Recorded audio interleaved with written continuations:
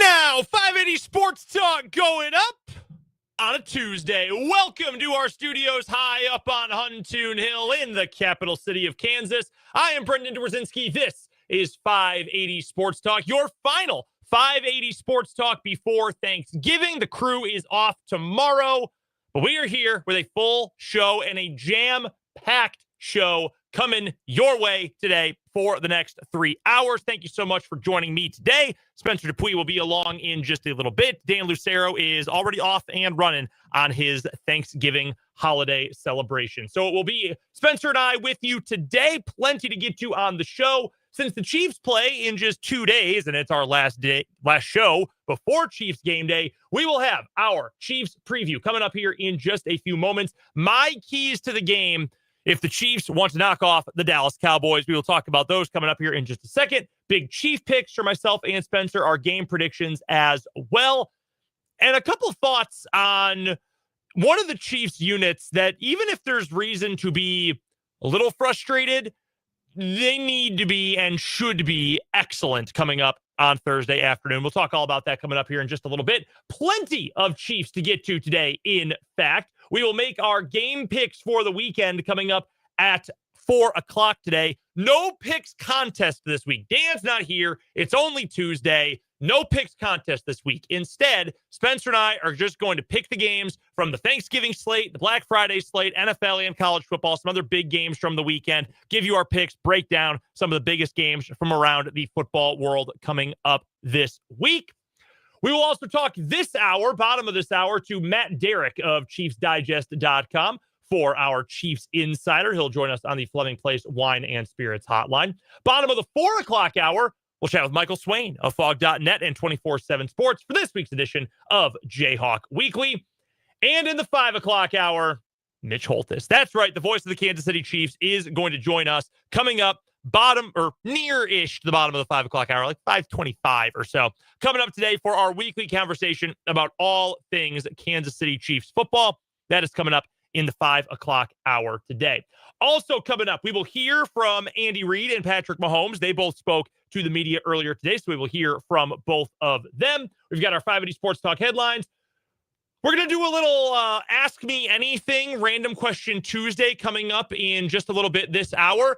I haven't gotten to be with you guys in quite some time, at least, steering the ship. So if you have any random questions you want to ask, please put them in either the text line, 785-272-9429, or drop us a comment on the YouTube channel, 580 Sports Talk on YouTube. Whatever questions you've got about the Chiefs, about KU and K-State, about some other sport, about Thanksgiving, I want all your questions. Send them over, text line, YouTube comment section. We'll get to those coming up a little bit later this hour before we get to Matt Derrick. And we have a special extravaganza since it is a short week. The semifinals and finals all in one for the month of November in What Is Wrong With You here on 580 Sports Talk. 4 stories have made it to the end of the month.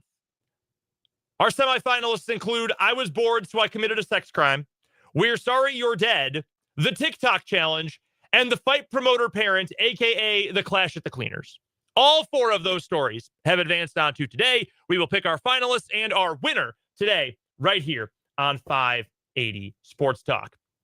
I already have some text coming in on the text line from the 785. We'll get to a comment about K-State and the Chiefs coming up a little bit later on this hour. Again, would love to hear from you. Any thoughts you have, any questions you have. We'll do a little AMA, Ask Me Anything coming up in just a little bit. But we start today with the Kansas City Chiefs, who will go on the road to Jerry World, Arlington, Texas. The stadium is Jerry World, not the entire town, although the entire town kind of is. There's not a lot in Arlington. There's some fast food and some fast casual restaurants. I ate at a Torchy's with Jake one time. There's the stadium. There's a Six Flags. And that's it. I believe Arlington is still the biggest city in America that doesn't have public transportation. Fun fact for you to know and tell. That may have changed. That's a couple years old. Nonetheless, Arlington, Texas, that's where the Chiefs are headed. Thanksgiving afternoon. It's the second game of the afternoon, which historically for me personally on Thanksgiving is the game I probably watched the least of. Now, I will obviously be making an exception for the Chiefs playing.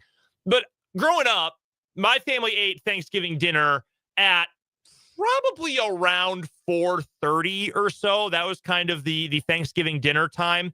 So it was always my dad and I would watch the first game of the day, the 11 o'clock kicks. We'd always watch the entirety of the Lions game, often including the Packers, or for his sake, the Bears.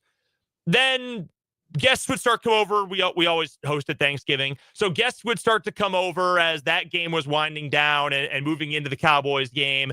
And then it was, okay, well, we're going to have appetizers here. Come see your aunt and uncle and your cousins and whatever. And then around 4:30, we would eat. So I'd miss, most of the second half of the Cowboy game. So that historically for me has been the game I've seen the least of. I'm still not used to the third game. I'm still I know it's been a thing for a while. My favorite team played in it just last year, but I'm still getting used to having a second or a third game, a night game on Thanksgiving. Bengals Ravens, though, at least interesting this year, but things have kind of wound down by then. So Chiefs are going to play in that mid-afternoon slot. If you're one of the families that eats an early Thanksgiving, like if you're the noon, 1 o'clock kind of Thanksgiving, quote unquote, dinner eaters, you're locked in as long as you don't fall asleep from the turkey tryptophan. But otherwise, you're locked in for that Chiefs game in the middle of the afternoon. I've got two big keys for you. The first one, the Chiefs need to sign up for 60. So that phrase is used a lot of times as a joke. If you've ever watched SportsCenter with Scott Van Pelt, when he does the Bad Beats segment, he and Stanford Steve love to joke about that. When a team comes back, scores late, and delivers a bad beat. But I think on a serious note, it's something that applies for the Chiefs in this game coming up on Thursday.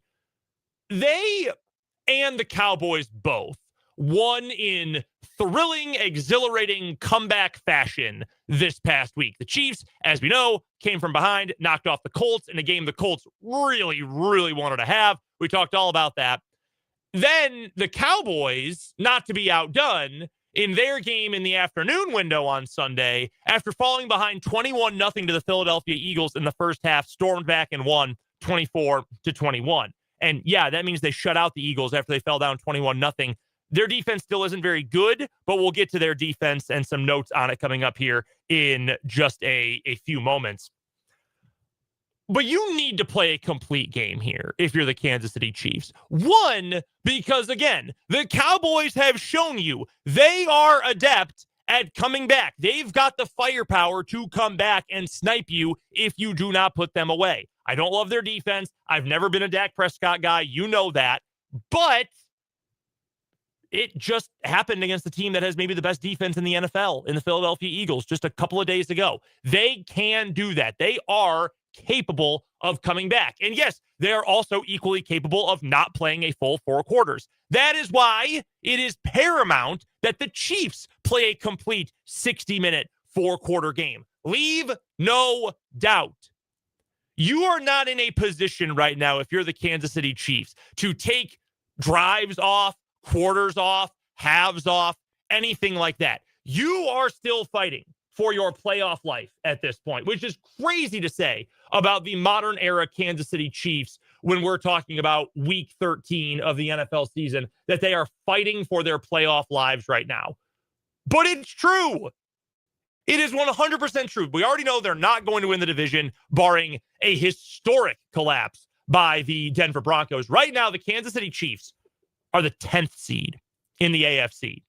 And you may have forgotten, only 7 teams get in. They're not winning the division, so they're not going to get a top 4. The Chargers right now are the first wild card. I don't think they're going to stay there for what it's worth. The Jags are in the picture. They have a tiebreaker over the Chiefs. The Bills are also in the picture right now in that 7th spot, also with a tiebreaker over the Kansas City Chiefs. In fact, the crazy thing, every one of those wild card teams has a win already over the Kansas City Chiefs. KC will at least get to play the Chargers again, but this is huge. This is significant. You've got to win as many games as possible because you're not going to have a tiebreaker advantage over these other teams that are battling for a wild card spot. So if you're in the Chiefs position right now, you need to, from opening kickoff to final whistle, be at your best. And I know this isn't the most analytical point I've ever made. I'm not giving you anything specific with this, but it needs to come from preparation and being ready for this game, not taking the Cowboys for granted. Get a score on the opening script drive. Make a stop. Get a turnover in the first half. Set the tone early on. Be the aggressor. Be the team in control. Those sort of intangible things are incredibly important if you are in the position that the Kansas City Chiefs are in right now. So that is key number one for me in this game. You need to play a full 60 minutes if you're the Kansas City Chiefs. And that applies not just to this game, but to every game the rest of the way. And a quick note from our guy, Mark H. on YouTube. Bad beats last night. Very funny on SportsCenter with Scott Van Pelt. They were. There was a college basketball game that went over the total with 4 technical free throws in the final second. Extremely, extremely funny, unless you gambled on it, in which case you probably need some help anyway. Second key, though, to Chiefs-Cowboys on Thanksgiving for me. The defensive back play, specifically thinking of Trent McDuffie in the corners, but the defensive back play as a whole needs to be not good, not serviceable, not really good. They need to be great in this game, because while I just mentioned to you again, I am not and have never been a Dak Prescott guy. When he's hot, he can really tear you up. And right now, his wide receiver 2, technically, although he's playing like a wide receiver 1, George Pickens, he is possibly the hottest receiver in the NFL over the last couple of weeks. He's playing the best football of his life by far at this point. This season, 67 catches, over 1,000 yards. Again, we are just entering week 13. He is having a monster season. Just over the last 2 weeks, George Pickens of the Dallas Cowboys, 18 receptions, 290 yards, 2 touchdowns. He has been playing incredible football over the last couple of weeks for Dallas. And I think a big reason why, and I've heard people smarter than me say this, but I think it's true, and I think most people who have watched this Cowboy team this year know this to be true. George Pickens not being the biggest name, not being the most important or best wide receiver on the team, and just being really, really, really good as a number 2, that has helped him, I think, a great deal. Because CeeDee Lamb is the number 1 guy on this team. The funny thing about that is that in the last 2 weeks, CeeDee Lamb has not been all that especially great. He's been fairly pedestrian over the last couple of games. But again, if you follow the league, if you follow this team, you know that he can go off and have 100 yards, 120 yards, a touchdown or 2 in any game. He is very talented. I've thought CeeDee Lamb was exceptionally talented since his days at Oklahoma. He's obviously been an extremely talented pro. That is as dangerous of a 1-2 combo at wide receiver as there is in the entire NFL. A.J. Brown, Devontae Smith of the Eagles is up there. T. Higgins, Jamar Chase, when they have a real quarterback and are all healthy. That's up there with the Cincinnati Bengals.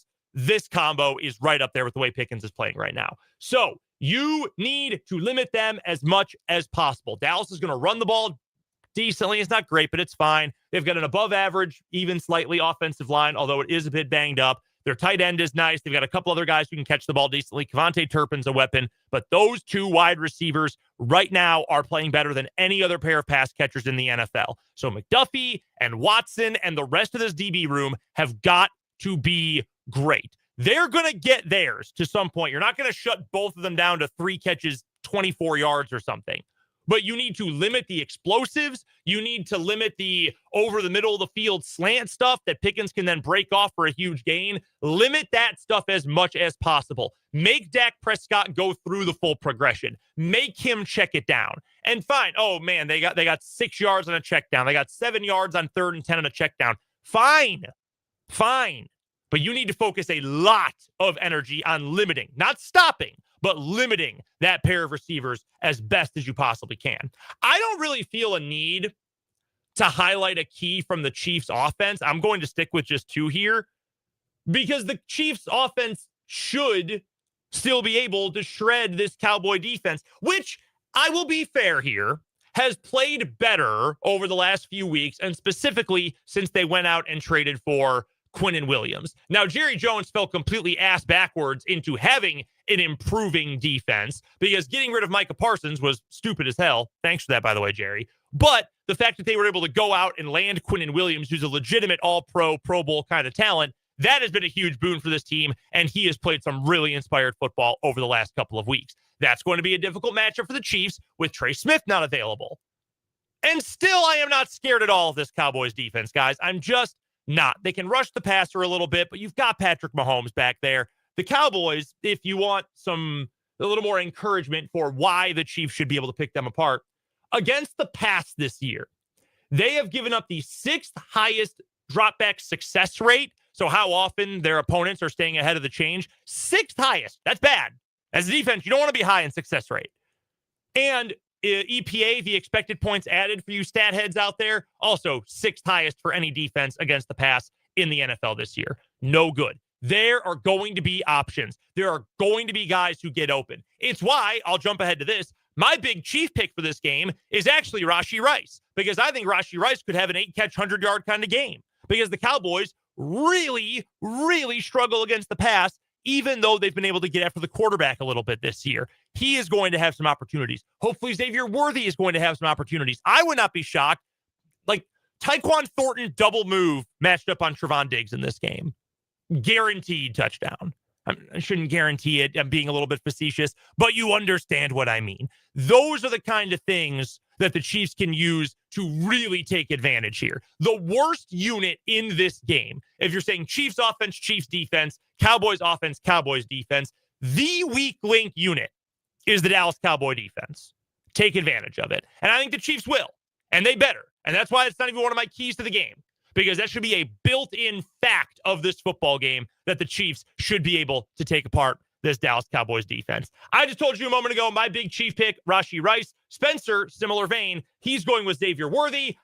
We both have the Chiefs to win this game. I'm saying Chiefs 31, Cowboys 28. Spencer's pick, Chiefs 28, Cowboys 24. We want to hear from you. What is your pick for this Thanksgiving? Who is your pick to win? Who's your big Chief pick? What is it going to take for the Chiefs to win? Not everybody agreeing at this point. Our guy Christian on the YouTube comments, Christian, thanks for hanging out with us, says lots of faith and belief in these Kansas City Chiefs, which is weird. And I totally think that's fair, Christian, because they haven't really earned it in the last couple of games. I mean, the fourth quarter and overtime against the Colts, sure. But generally speaking, in recent weeks, have not really earned it. That being said, it's more so the fact that I don't think that Cowboys defense is any good, and I believe in Patrick Mahomes, who, as I said on the 580 Sports Talk YouTube instant reaction show on Sunday after the Chiefs win over the Colts, I think he, Patrick Mahomes, is the engine behind that comeback. I still think he's the engine behind this team. He can will this team to victory. I think he can have a field day against that Cowboy defense, more so that I have a lot of faith in the Chiefs right now, but I do like this matchup. Mark H on YouTube, he says he's got Chiefs 28, Dallas 21. Again, we want to hear your takes, your thoughts on the game coming up. Shoot us a text, 785-272-9429, or you can drop us a line in the YouTube comments as well. Head to youtube.com, search 580 Sports Talk. Smash that like button. Smash that subscribe button if you have not already.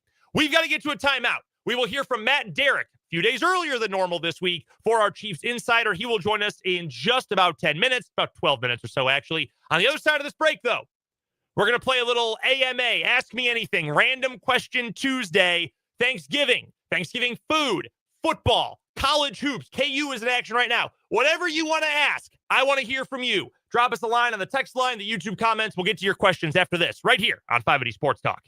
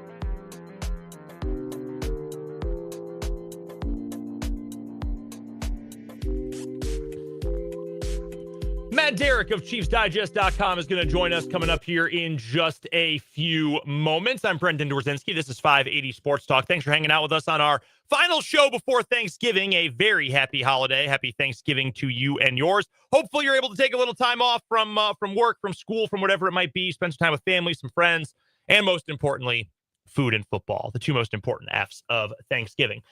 Do a little random question Tuesday. Ask me anything here with you guys. Did have one from the text line I wanted to make sure we got to from the 785. Is it just me, or is K-State and the Kansas City Chiefs, are they having a very similar season in multiple different ways? I think the biggest way is frustration, and this team should be better than they are. Now, I think K-State has had to deal with injury nonsense more than the Chiefs have. But, like, if you wanted to tell me you think both teams have an issue with some of the coaching staff, not specifically Chris Kleiman necessarily, not specifically Andy Reid necessarily, but, like, hey, we're doing the same thing and it's not really working with the assistant coaches and certain position groups, would love a change, I would listen to that argument. I absolutely would. Have there been moments where you've asked for more from your quarterback? Yes, I think that is absolutely true. Now, Patrick Mahomes is on a different plane than even the best college football quarterback, obviously, but if you wanted to make that argument, I would certainly listen to that. So our 785 texter, I think that's totally fair. And I know I'm not getting super deep into the weeds with it, but if nothing else, you can boil it down to this. Let's sum it up this way. Both teams right now need a whole lot of help down the stretch to get into the postseason. Chiefs need help from some teams ahead of them losing while they continue to win. K-State, they control their own destiny for a bowl game, but you better win this week. And I think they can beat Colorado. We'll pick that game coming up in the 4 o'clock hour today. But no, I think our 785 texter is certainly onto something there. Also, let's get a quick one here. Speaking of K-State, from Braden on the YouTube comments. Braden asking, what are our thoughts on the K-State basketball game coming up tonight? I expect a lot of points. That's always what I'm going to think of. Look, Indiana's good. Going to Assembly Hall is tough. I think this is a fun matchup for K-State. It's a cool opportunity to go to a place that K-State normally would not travel to. I give Jerome Tang and the staff credit for having a more difficult schedule this year than has been the case in the last several years. I think KU can hang with Indiana. I'd probably pick Indiana to win with this game being on the road. Indiana is top 25. I don't think they're great, but I think that's a solid program. Darian DeVries, we know, is a very good coach. I think it's going to be high scoring and competitive. I'm not going to pick K-State to win. I think those other just built-in college basketball factors are a little too much to overcome. But would anyone be surprised if K-State goes to Bloomington and PJ Haggerty is the best player on the floor tonight? No one should be, because right now he's playing like an All-American, like a first-team All-American in the Big 12. That's how good PJ Haggerty has been. Small sample size, tiny sample size, but still, no one should be surprised by that. No one should be surprised if K-State ends up winning this game. In fact, I just don't have the guts to actually pick K-State to win this game. They're playing great ball, man. They really are. I give them a ton of credit. They are playing some really good, really inspired basketball so far this season. For what it is worth, and I'm going to pull it up. Here we go. Indiana's favored by 10.5. I would take K-State against the spread. I would take K-State plus 10.5. I don't know that I will, but if you told me here's $10, put it on something, I would put it on K-State plus 10.5 in that game today. The total, by the way, is 162.5. I might even go over that, to be entirely honest with you. We had a couple of Chiefs picks in the YouTube comments as well. Paul is going with Chiefs 35, Cowboys 20. Says Dallas's offense will be okay, but Aubrey is a nuclear kicker that will get them points from just about anywhere. He's got the Chiefs winning by 2 scores, though. Christian says he's got the Chiefs 27, Cowboys 17. You guys even bolder than me. Vance bolder as well. He's got the Chiefs 31, the Dallas Cowgirls 17. A couple of quick AMA questions regarding Thanksgiving. I love Thanksgiving. It is one of my favorite holidays. Growing up, it was always the holiday that my family hosted. We had Thanksgiving. My grandparents had Christmas, or Christmas Eve. We did Christmas at home, but Christmas Eve. And then my aunt and uncle did New Year's Day. Then when my grandparents got older, my aunt and uncle took Christmas Eve as well. But Thanksgiving was always the holiday we had at home. I always loved it. Football, turkey, good food, incredible holiday. So I'm a big fan of the day we have coming up on Thursday. And I appreciate a couple of Thanksgiving questions coming in here. One, who went first here? Let's go Vance. He went first. The most overrated part of Thanksgiving. Overrated is a good question. I would say pie, which is going to dovetail with a question Mark asks as well. Mark asked, what is my favorite pie? I mean, that's the common Thanksgiving dessert, right? Is a good piece of pie. I don't like I don't generally like pumpkin pie. Pecan pie is fine. It depends. Our guy Vance actually brought us some treats to the radio station this week. Delicious chocolate pecan pie. Phenomenal stuff. I don't like just your run-of-the-mill regular pecan pie. It's fine. Like, I'll eat a piece. That's fine. You mix it with some little extra chocolate, though. Okay, that's fine. But I think pie is the most overrated part of the Thanksgiving meal because I want to fill up on the food. I want to eat so much turkey and stuffing and mashed potatoes that I am too full for dessert. Now, granted, later I will eat dessert. I will eat it at some point. I mean, I'm going to be up till 2 a.m. I might have 2 pieces. But I don't need to be like, oh, got to save room for pie. No, wrong. Absolutely not. I want to be so full I am sick from the meal. I don't need to wait for pie like that. JB on YouTube, this is a great point. I'll just it's the Cowboys being featured yearly on Thanksgiving. No, look, I said it earlier.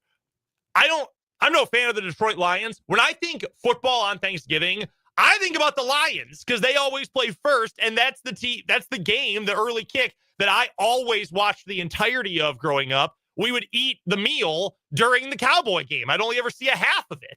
So I think that's a pretty funny point and honestly pretty correct from JB. Mark also did ask, what is your favorite pie? We are eating my favorite pie this year for Thanksgiving. My wife's making a key lime pie because, again, neither of us like pumpkin. We decided not to do the pecan pie this year. Key lime pie, it's my favorite. It's the best. If you're talking about like a more traditional-ish holiday pie, apple would be at the top. Give me a cherry pie, that's good. Any fruit pie is pretty good. My wife makes a great peach pie. That's awesome. Pumpkin pie, though, throw it in the dumpster. Trash. I hate it. Many people like it. I understand. Not trying to insult your likes. I'm just saying, personally, I hate it. One last one from Vance here. Yes, this one is from Vance. He says, cranberry sauce, yes or no? Yes. I'll eat either kind. I'll eat the one that comes straight out of the can, the cylindrical one. I'll eat one that's fresh, homemade. My wife makes a homemade one. It is awesome. It's actually already made, sitting in our fridge right now. But I like to spread it on the rolls. Rolls got to be on the table. Got to have rolls there. I like to spread it on the rolls. Ooh, so good. So good. If you have any more Thanksgiving questions, send them in. We're going to talk to Matt Derrick next about his Thanksgiving spread. He's our food guy. We got to talk to Matt about Thanksgiving. Plus, we'll preview Chiefs-Cowboys with our Chiefs insider, Matt Derrick, right after this on 580 Sports Talk.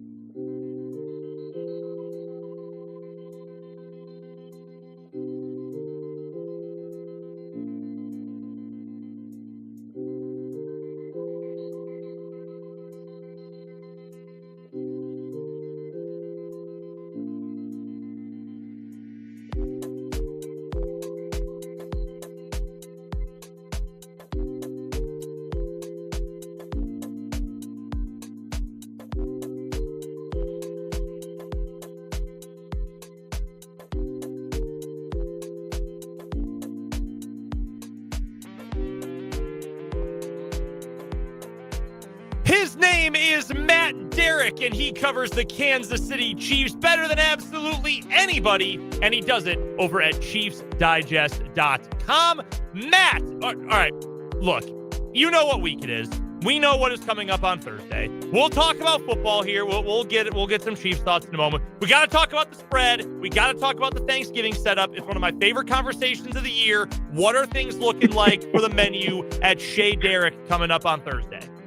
Man, Brendan, I'm gonna totally disappoint you because you could never. Because you could absolutely. I could, because with the game this year, I'm completely out of every loop. So the family's still getting together on Thanksgiving. They're not accommodating my schedule. So everybody else is still getting together on Thanksgiving. I'm just not going to be a part of it because they're eating at the same time as the game, which I don't get, but that's them doing them. So apparently I'm getting leftovers afterwards. And since I'm not involved and can't really do anything game day prep wise, so they're having it catered. And I'm assuming there's turkey and I mean, all the sides and everything. I don't know. Nobody's told me. If I wanted a dessert, I'm going to have to make it myself. So there's no offense here. I mean, I know the family's not listening, so I can take anything I want to. That is true. All right. Side note to that point, real quick. We have a friend of the program, Paul Meyerberg, who writes for USA Today. He covers college football, and every year when we've had him on around Thanksgiving to preview rivalry week, he always tells us about how his mother-in-law makes the worst ham of all time. And he just hates it, and he grins and bears it because it's his mother-in-law, but he just hates it so much. And he says, I know my parents in Brooklyn, or my in-laws in Brooklyn, aren't listening, so I can talk about how much I hate this ham. So yes, if you need to trash some people or trash part of the meal, you are more than welcome to right now. Well, I always volunteer to make the sweet potatoes, because everybody else in the world puts nuts on them, and I'm allergic to nuts. So I make them without, but I'm nice enough that when I do make them, I make a portion with nuts for other people, but nobody accounts for my, needs. And I hate mushrooms, and I would never put mushrooms in dressing or stuffing, whatever way you want to call it. Would never put it in there in my your wildest dreams. So there, you finally let me get me off my chest that I hate almost everybody else's stuffing but my own. That's fair. No, that is absolutely 100% fair. I'm just bummed now that we're not going to get a Charlotte Royale picture this year. Yeah, I think I'm going to have to do it for Christmas one way or the other, even though, once again, Christmas is game day. But, yeah. Man, the Chiefs just hate you, don't they? Well, and I'm trying to lose weight, so I started a diet this week, which is not the great week to start a diet, but it was kind of like, hey, I need to grab this by the tail right here and get going. So, Brandon, I'm just not doing well, and nobody is cooperating with me. Hey, well, shout out to you. That starting a diet is hard work, man. Let's give a round of applause to the great Matt Derrick. That's good stuff, buddy. Good for you. We're talking to Matt Derrick. He's our Chiefs insider. He joins us usually on Fridays, but very kind to join us early this week because of the Thanksgiving break, our final show before Thanksgiving. Obviously, the Chiefs play in 2 days as well. All right, Matt, let's get into it. Let's get into the Chiefs action. Let me ask you this, because Dan and I talked about it when we did our reaction show on Sunday, and I feel like he was really optimistic about where this Chiefs team is headed after coming back to beat the Colts. And it was an over my dead body kind of game. And after that Hunt fumble, things totally turned, and they just gritted their teeth and they found a way to win. I feel like this was an example of they are asking Patrick Mahomes to do way too much. And at some point, that's going to come back to bite him in the butt. Where do you land in terms of the optimism or pessimism scale after this win over the Colts? Yeah, it's a great question and a great point, because I don't know what to think of this team. I mean, once again, here we are at 6-5, and I can pick apart pieces and say that, hey, this is an indication that this team just doesn't have the stuff. That they maybe they can still make the playoffs, but this is just not as good a team as usual. But then again, I see things like we saw on Sunday against the Colts, and it's like, this is a team that can not only make the playoffs, but make a deep run and play with any team in the league. They played with the Eagles. That wasn't a blowout, and that was just 6 months after they had just absolutely gotten blown out by the Eagles. So this is such an enigmatic team that I just don't know what to make of them, and that's I mean, probably the conclusion to draw, which is just that this team is going to bow out at some time because of just have laying an egg, and it's probably going to happen sooner than later. So it probably won't happen in the Super Bowl, but that's just a safe bet to make. But then again, I'm also never going to put. I would never put any of my own money betting against Patrick Mahomes. That's just a bad bet. And you saw it. I mean, there was a period of time where it just looked like Patrick was like, "Okay, guys, hop on my back. Defense is doing its job, but I'll drag the rest of you guys as far as I have to get this team to a win." And you're right. I mean, how far can he drag them? Because he did tweak his groin on that one run, and then he kind of exacerbated it on another run a couple of plays later. So he's limping around this week. I don't know how much. I don't know if he's going to be 100% on Thursday. He's playing. There's no doubt about that. But is he going to be a little gimpy? Probably. The running game here, and this sort of dovetails with the point I was trying to make. Just like I feel like there's too much being like Rashee Rice is really good. Travis Kelce in a more muted role is still a very effective player. But like this past week was the first time Xavier Worthy's been useful in like a month. And the wide receiver, like Tyquan Thornton's a great deep ball threat, but what else is he giving you other than that? Like the running backs, I could go on all day, Matt, about these running backs. I guess my thought is with the run game in particular, if you've got to give the ball to Kareem Hunt 30 times, credit to him for being able to carry that load and shoulder that load against the Colts. But if that's got to be part of the game plan going forward, I've got some real worries about this rushing attack. Yeah, I've been trying to find the right phrase to describe what Kareem did on Sunday, and I think I have finally settled on brutally productive because it wasn't Nice. efficient. There was nothing efficient about that performance. I mean, he averaged 3.5 yards a carry. I mean, will that get to a first down on every drive? Sure. I mean, by the hair on your chinny chin chin, but still not what you want out of your run game. But hey, they handed it to him 30 times, and he consistently got yards. He consistently picked up first downs. He got into the end zone. The fumble was a problem, but I mean,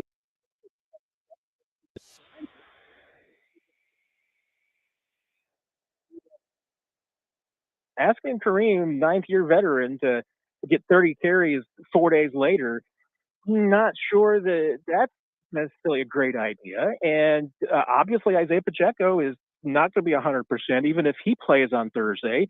Hey, is Brashard Smith, they still don't trust. Dameon Pierce got here 5 minutes ago, so I don't know what you can really ask him. And we'll see. I mean, I don't know who's going to be active. Is it going to be Clyde that they're going to bring up again on for Thanksgiving? And Clyde's Clyde. So no, I mean at this point, I mean Kareem, I think is the only running back that they trust. But with the run game that they have right now, with and I think the whole package of it, just play calling, execution, everything. I mean, it's just not a very good run game, but they have to do it. Otherwise, like you said, you're putting it all on Mahomes. And that's just, I think, asking too much of the guy. Sticking with the run game here, you just mentioned Dameon Pierce. You were one of the first people to confirm the report. Why do you think now they want to bring in more running backs? Why now? Why not like the beginning of the season and the off season and then the whole Why Elijah not literally Mitchell, any week before now? the whole Elijah Mitchell debacle? Like it's just so crazy, the running back room with the guys on the practice squad.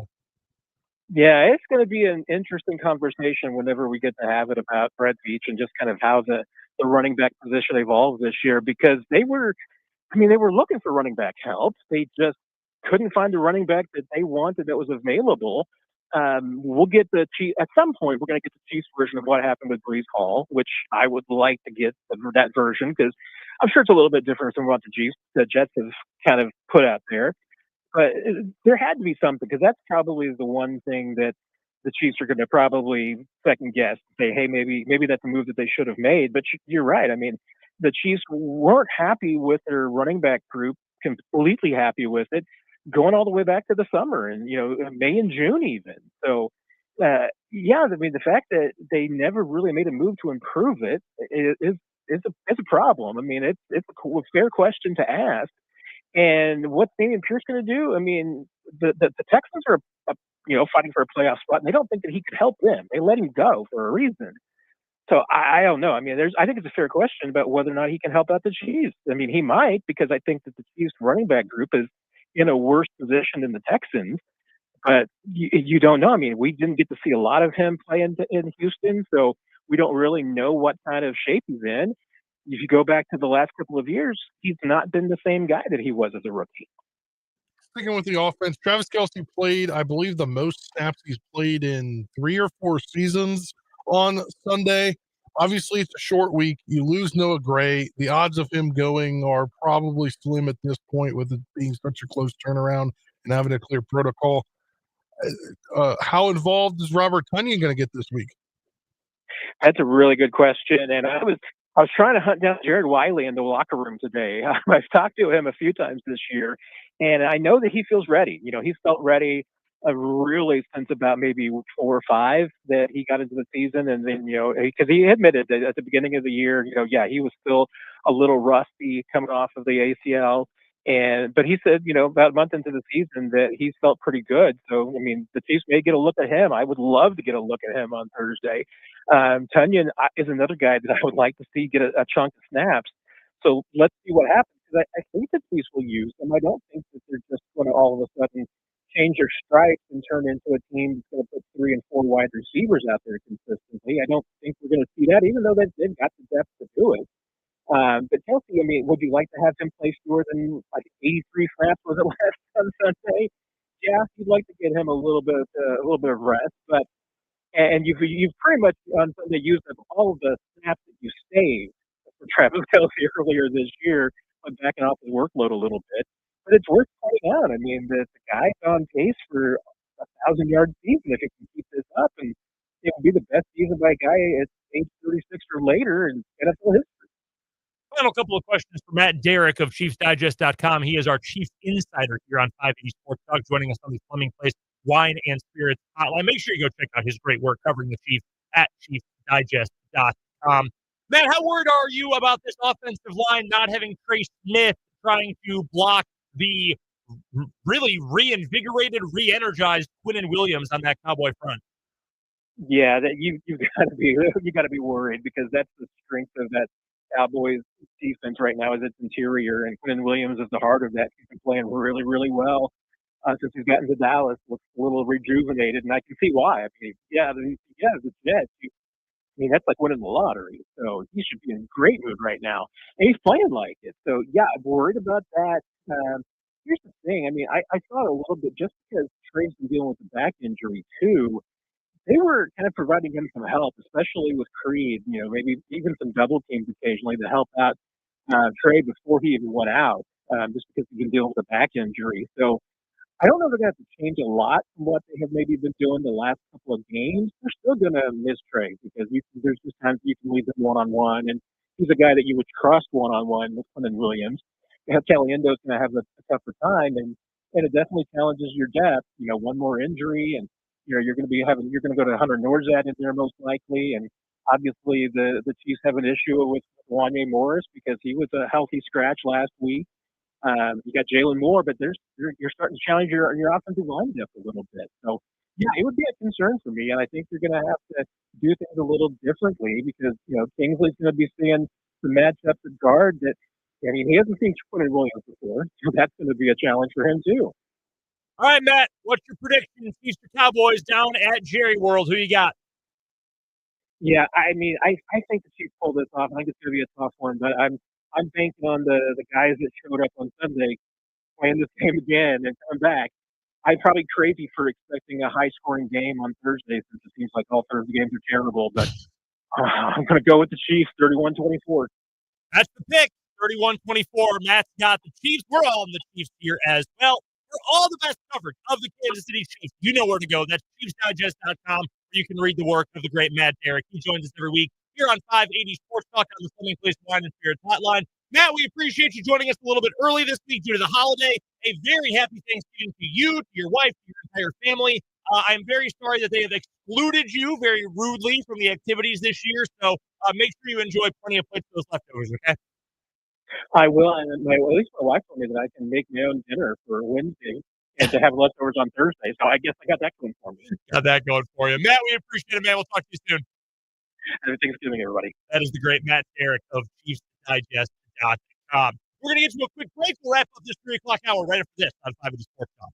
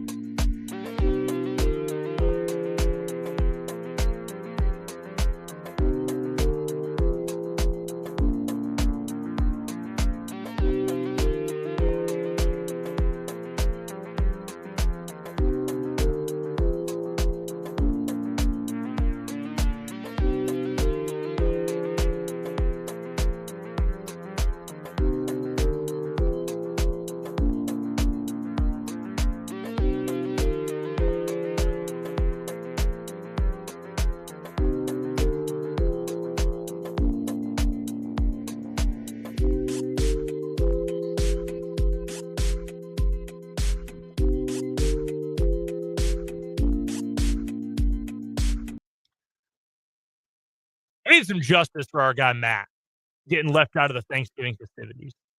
Yeah, but I mean, I almost think like it's good though. They're just leaving him alone in general. He can enjoy the game in peace. He can do his work in peace. Work in peace. Like Yeah, imagine having it at your house while you're like secluded in your basement. Yeah. Like that would kind of suck. Yeah, I don't know how into football Matt's like in-laws and wife are, but the worst thing is when you are watching a game you care about or are working and covering, and you have people who aren't into football being like, well, why doesn't he just throw it farther? Like, why didn't they just go get the first down?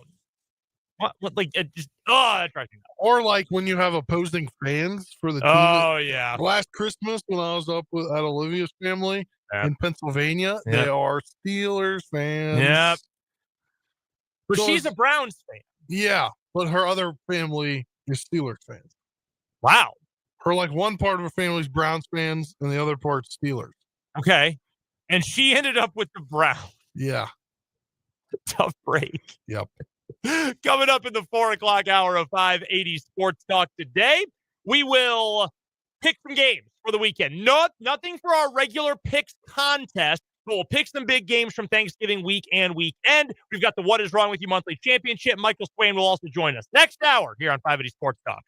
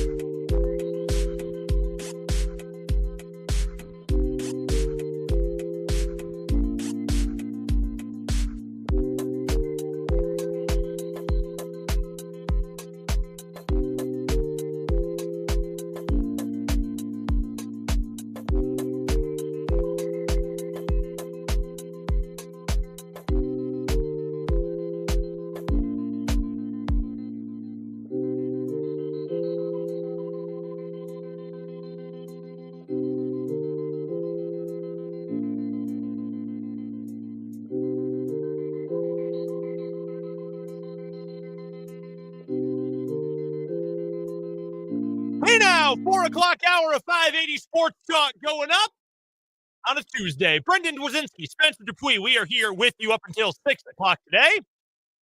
Well, Spencer's here with you until 6. I'm out of here 5:30. Got some Washburn. That's right. Bod's back in action. The Washburn men tonight. Solo game for the men. Taking on the Friends Falcons. Spencer, do you know where Friends University is? Somewhere in the area of Wichita, Kansas. It is right smack dab in Wichita, Kansas. I actually had a buddy who accepted a job offer to be an assistant coach there. Really? Football? Basketball. Basketball. Interesting. He's not the assistant coach. Not still there? No. Yeah. Maybe I know they made a head coaching change a couple of years ago. Yeah, now. it was during that time, Okay. and then he realized how little pay he was getting. Yeah, I How believe far? that. This is before I moved out here, Sure. so how far he would be from anybody he knows. Yeah, I believe that. It's pretty much right across the street from Newman, who's in the MIAA. Interesting. Like- Friends is what? Is that an NAIA? NAIA, yeah. They are, according to SP Plus, the advanced football metric from Bill Connolly at ESPN, Friends is the number one NAIA team in the country by a Interesting. lot. Wow. They're almost equal to the lowest rated D1 team, in fact, which is, or FBS team, which is UMass. UMass is really, really bad. But yeah, it'll be Washburn versus Friends coming up tonight. You'll be able to hear that game over on our sister station, Country 106.9. Pregame at 6:45, tip-off at 7 o'clock. Yours truly on the call on Country 106.9. We have, of course, Chiefs football coming up on Thanksgiving, which Matt Derrick broke down with us last hour. If you missed any of our conversation with Matt, or you missed anything from the opening hour of the show, or any hour or day of the show, you can go find the podcast on Spotify. That is right there in your pocket. You can find 580 Sports Talk broken down hour by hour anywhere in the world that you go, as long as you've got the internet connection. Technically, you don't even need to listen to it with an internet connection. You just have to download it while you're connected. So you have to, I believe, follow it, and then it'll download. Oh, there you go. Even better. Whenever you're on service or however you download. Right there for you. So if you download only over, like if you download music only over internet, it will, every time you're connected to the internet, it'll refresh your podcast. I didn't even know that. See, if you're like following or subscribed to the page. I'm just always connected to the internet. You know, I got that old unlimited data. Yeah. My number one flex is I have an unlimited data plan. So I never noticed things like that. But that is very good to know. Thank you, tech wizard Spencer Dupuis. But yes, if you want to go check out the podcast anytime, if you miss any of the show, you want to re-listen to it, whatever it might be, head over to Spotify. Just search 580 Sports Talk. We're going to pick some games coming up here in just a moment. The biggest games from the weekend. No pick contest this week. Okay, we're taking a pause on the contest. Dan is not here. He has started his Thanksgiving break vacation. It's a short week. Lots can change before games kick off. So no pick contest, but we have a smattering of games from Thanksgiving, Black Friday, college football Saturday, NFL Sunday, and we'll break down some of the biggest games of the weekend, give you some picks against the spread. Picks based on these spreads from our friends at Prairie Band Sportsbook. One quick score update, by the way, from the Players Era Festival in Las Vegas. We're going to talk about this event coming up, big picture, during the 5 o'clock hour in headlines. So keep an eye on that. Keep an ear open for that, if you will. But right now, with 8.5 minutes to go in the ball game, KU leads Syracuse 52-44. Q's played after KU yesterday and went to overtime before losing to Houston. They gave 78-74. Everything they can handle. I actually really liked KU in this spot. I didn't see what the line was to start the game. Yeah, I didn't either, but they're up by 8 right now. You'll have to go check what that line was. But yeah, 52-44. KU's got the lead with 8.5 minutes to go in the ball game. I actually really liked this spot for KU again. Syracuse had less time to rest. They had just played a super emotional game against Houston. They got worn down.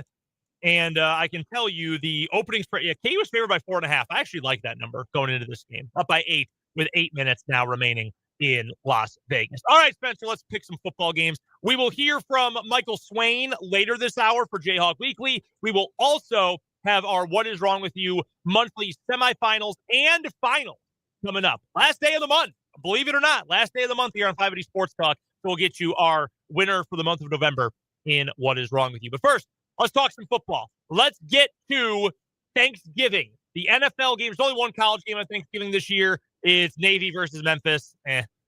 We don't need to pick that game. I already talked about my keys to the game. I gave our score predictions. Give me the biggest reason why Kansas City, in your belief, is going to beat Dallas on the road Thursday afternoon. Ooh, that's a great question. The biggest reason I think is although a short week, they take momentum. The momentum that they built and saw what they could do when things looked like everything was going wrong and they were less than a quarter of a way from affectionately their playoff aspirations being gone. What they did in that final quarter to get into overtime, I think that's what drives them. And I think Pacheco, although he's going to come back, going to get a light load, I think he's going to very much help because Kareem Hunt was relied upon as much as he needed to be relied upon. And he's an old guy. I think he's going to need some help when it comes to guys getting the ball.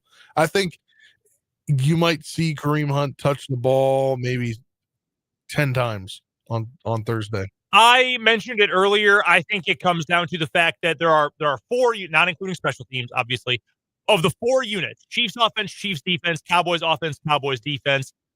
The weakest unit by far is the Cowboy defense. Yeah. And even with Quinnen Williams playing really well, that does not guarantee a Chiefs win by any means. I'm not trying to say that, but I do believe that the Chiefs are going to take advantage of that and are going to win this game. Text from the 785, our text line number, 785-272-9429. 785 texter says, Dak Prescott. Look, I'm not a Prescott guy either. I am not a Dak guy. I have never been a Dak guy. If he wants to throw a few picks, just give the Chiefs the win. I am not going to complain about that. The other NFL games on Thanksgiving, the 11 a.m. kickoff from Ford Field in Detroit. Packers, Lions. Detroit at home favored by 2.5. That's about the average spread home field advantage. So Vegas says these teams are pretty much dead even. Who you got? Packers, Lions. You said this one was an 11 a.m. kickoff? Yep. I thought they moved it to 1. Nope. There are no 1 o'clock kickoffs on Thanksgiving. Okay, good. No, it is. It's noon Central. The Packers game? Yeah. They moved it? Yeah, they changed it. I saw this about this earlier. It's noon, 3:30, 7:20 Central. I missed that. Yeah, I saw another sports talk show ranting about this earlier. Okay, well, that's new information to me. It's always been 11 a.m., I thought. You and me go earlier today. But yeah, weird game change time. I think this could be a hard one, right? Like I think they're very evenly matched. Very evenly matched.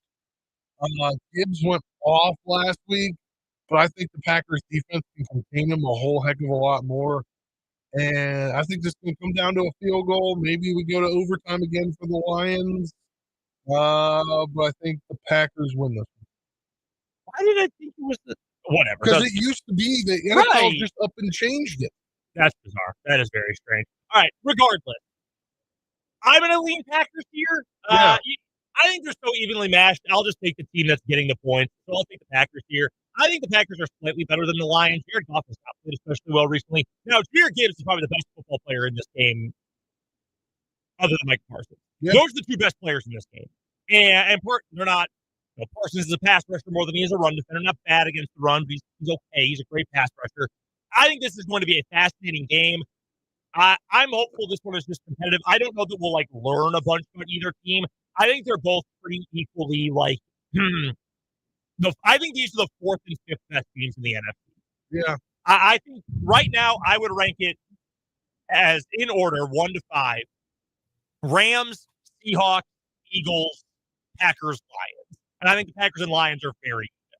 But that's how I would rank it right now. I think that'll be a great game. Packers are getting points. I will take Green Bay there. The night game on Thanksgiving. Excuse me.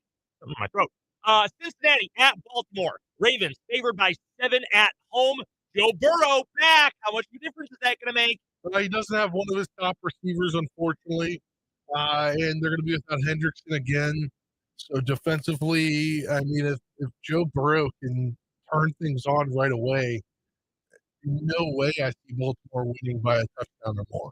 I think this game is going to be really sloppy. Yeah. Jackson's not 100%. Some of the tight end, like Isaiah Likely's not 100%.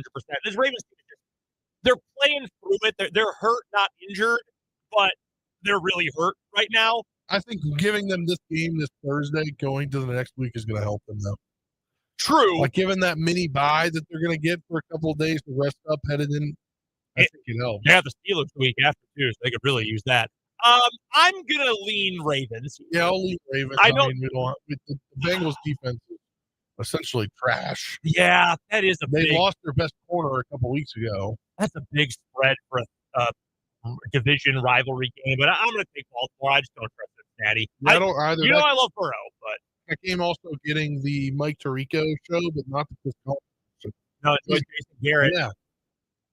Gross. Black Friday game going to be on Amazon if you want to watch that one. Bears at Eagles. Eagles laying 7. I like the over. Yeah. I like a lot of points. Bears can't stop anyone. Eagles offense is just gross. I mean, they scored 21 first half points. I wonder how many linebackers, if any, that the Bears are going to get back. I would not be shocked if none of them. I'm going to take Chicago +7, but I think Philly wins outright. Yeah, I'm there with you. I think this will be competitive. Bears offense is looking good. They're moving the ball pretty well. Eagles have a really good defense. I think the Bears will keep this one close, though, on the road. All right, some big games Friday in college football, some Black Friday CFB action. Let's start with KU. They are a 12-point home underdog against Utah. I hate myself for doing this. I think Utah can name its score in this game. I think Utah's going to roll KU. I know that Utah just had that crazy shootout with K-State, and K-State's offense is nothing to write home about. I know that Utah can't stop the run, and KU loves to run the ball. I get all of those things. I think Utah's going to roll over KU, and that makes me really, really sad. I hope I'm wrong. I hope so badly that I am wrong. I would take Utah laying 12 and not think about it. Well, I'm going to go to the flip side of you. I'm going to make all the KU fans happy. I think between Senior Day, the last time for a couple of years that you can take full capacity to the booth. True. Also, a bowl appearance on the line. I think KU not only covers, they somehow pull off this one against Utah. Screw Utah's playoff aspirations if there were still any left. And, KU gets the win. Boy, I hope so. Well, I sure hope you are right. Other games here on Black Friday, we'll get through all of these pretty quickly. Egg Bowl, Mississippi, Ole Miss taking on Mississippi State. Bulldogs are +7. I am going to take Mississippi State +7 at home. Yeah, I'm going to take Mississippi State +7 at home. I think there's too much going on. Too weird. The Wayne train. Too weird. They're going to meet after the Egg Bowl. And it's gross this game's at noon, though. Yeah. This should be a night game. Very gross at noon. Georgia versus Georgia Tech. They moved this one to the Georgia Dome instead of playing it at Bobby Dodd. That sucks. Tech is a 13.5-point underdog. I kind of like Georgia as a huge favorite in this one. Tech's defense is completely broken, and their offense is broken too. Yeah, I'm with you. Georgia big there. Texas A&M at Texas in Austin. Horns, 2.5-point home dog against A&M. I'm taking the home dogs here. I'm taking Texas. This rivalry is so toxic and so nasty, and it'll just break the hearts of all those Aggie fans if they lose it as road favorites in Austin, and that's exactly why I'm picking against them. Territorial Cup, Arizona State. Sun Devils, 2-point home dog in that one as well. I'm taking the home dog. I'm taking Arizona. I'm taking Arizona State. I think ASU gets this one done. That is a nasty rivalry. Yeah. Arizona State. I'm with you. All right, couple games from Saturday that we'll get to. K-State laying 17 against Colorado. I don't like that number, but I do like K-State to win. Yeah, me too. I think K-State does end up bowl eligible. This game is interesting literally only to me. UCF at BYU. BYU is laying 17.5. This is why it's interesting to me and me only. UCF, they are 5-6 this year. I have a future on UCF under 5.5 wins. So let's go Cougars. Get this one done. I think BYU is going to kill Let's go Hank Bachmeier. Yeah, Bear Bachmeier. Or Bear. I don't know where Hank is these days. True. Bear and Tiger Bachmeier are at BYU. I think BYU names their score. Georgia Southern at Marshall, Spencer, 8.5-point favorites, Thundering Herd. I think they're going to cover, get a bowl eligibility in first year under the new head coach. I think so too. I'm with you on that. We're staying in the Sun Belt. We're respecting the belt. Respect the belt. Monroe at Louisiana Lafayette. They're just Louisiana now. 9.5-point favorite. Louisiana Lafayette at home. I'm taking the Cajuns. They stink, but Monroe is even worse. Oregon at Washington. Washington 6.5-point home dog. And I like the dog. I like Washington plus 6.5 against Oregon. I like Oregon in this one. I might look really stupid. That's definitely the you might look stupid pick of the week for me. Cincinnati at TCU. TCU's favored by 4. I don't like that. I like Cincinnati as a road favorite. Road underdog Cincinnati. I like them to win outright over TCU. I don't know. They kind of fumbled it last week. I think TCU winning at home. All right, one more college game. Virginia Tech at Virginia. The Commonwealth Cup. One of the biggest games in Virginia history. They can make it to the conference championship game. And I think they lose. Virginia Tech outright. 9.5-point dog. I think UVA wins it this year. All right, quick NFL slate to get through. Houston at Indy. Indy laying 4.5 at home. Do the Colts bounce back? No, I think Houston wins. Okay. All right. I think Indy I think Houston wins outright. Oh man, I kind of like Houston to cover there. Rams at Panthers. Rams are a 10.5-point road favorite. Dude, I'm taking the Rams here. I'm taking the Rams too, and I think there's a ton of guys that went down last night for Carolina. Yeah, a lot of concussion protocol guys. I don't know where they go. It's obviously an interesting week. That game sucked. It did. That was not an enjoyable after football interception game. after interception. Oh my gosh. Buffalo at Pittsburgh. Buffalo right now, the 7 seed. Pittsburgh out of the picture right now in the AFC playoff hunt. Pittsburgh a 3.5-point home underdog. I'm going to take Buffalo in this game. I think their offense will be too much for Pittsburgh to handle. Give me Pittsburgh. I think they're going to make this whole AFC playoff picture crazy, and that leads into my next pick. I'm going to pick Washington. They're going to cover. Oh, Commanders at home. Sunday Night Football, 6.5-point underdog. Don't know how this did not get flexed out.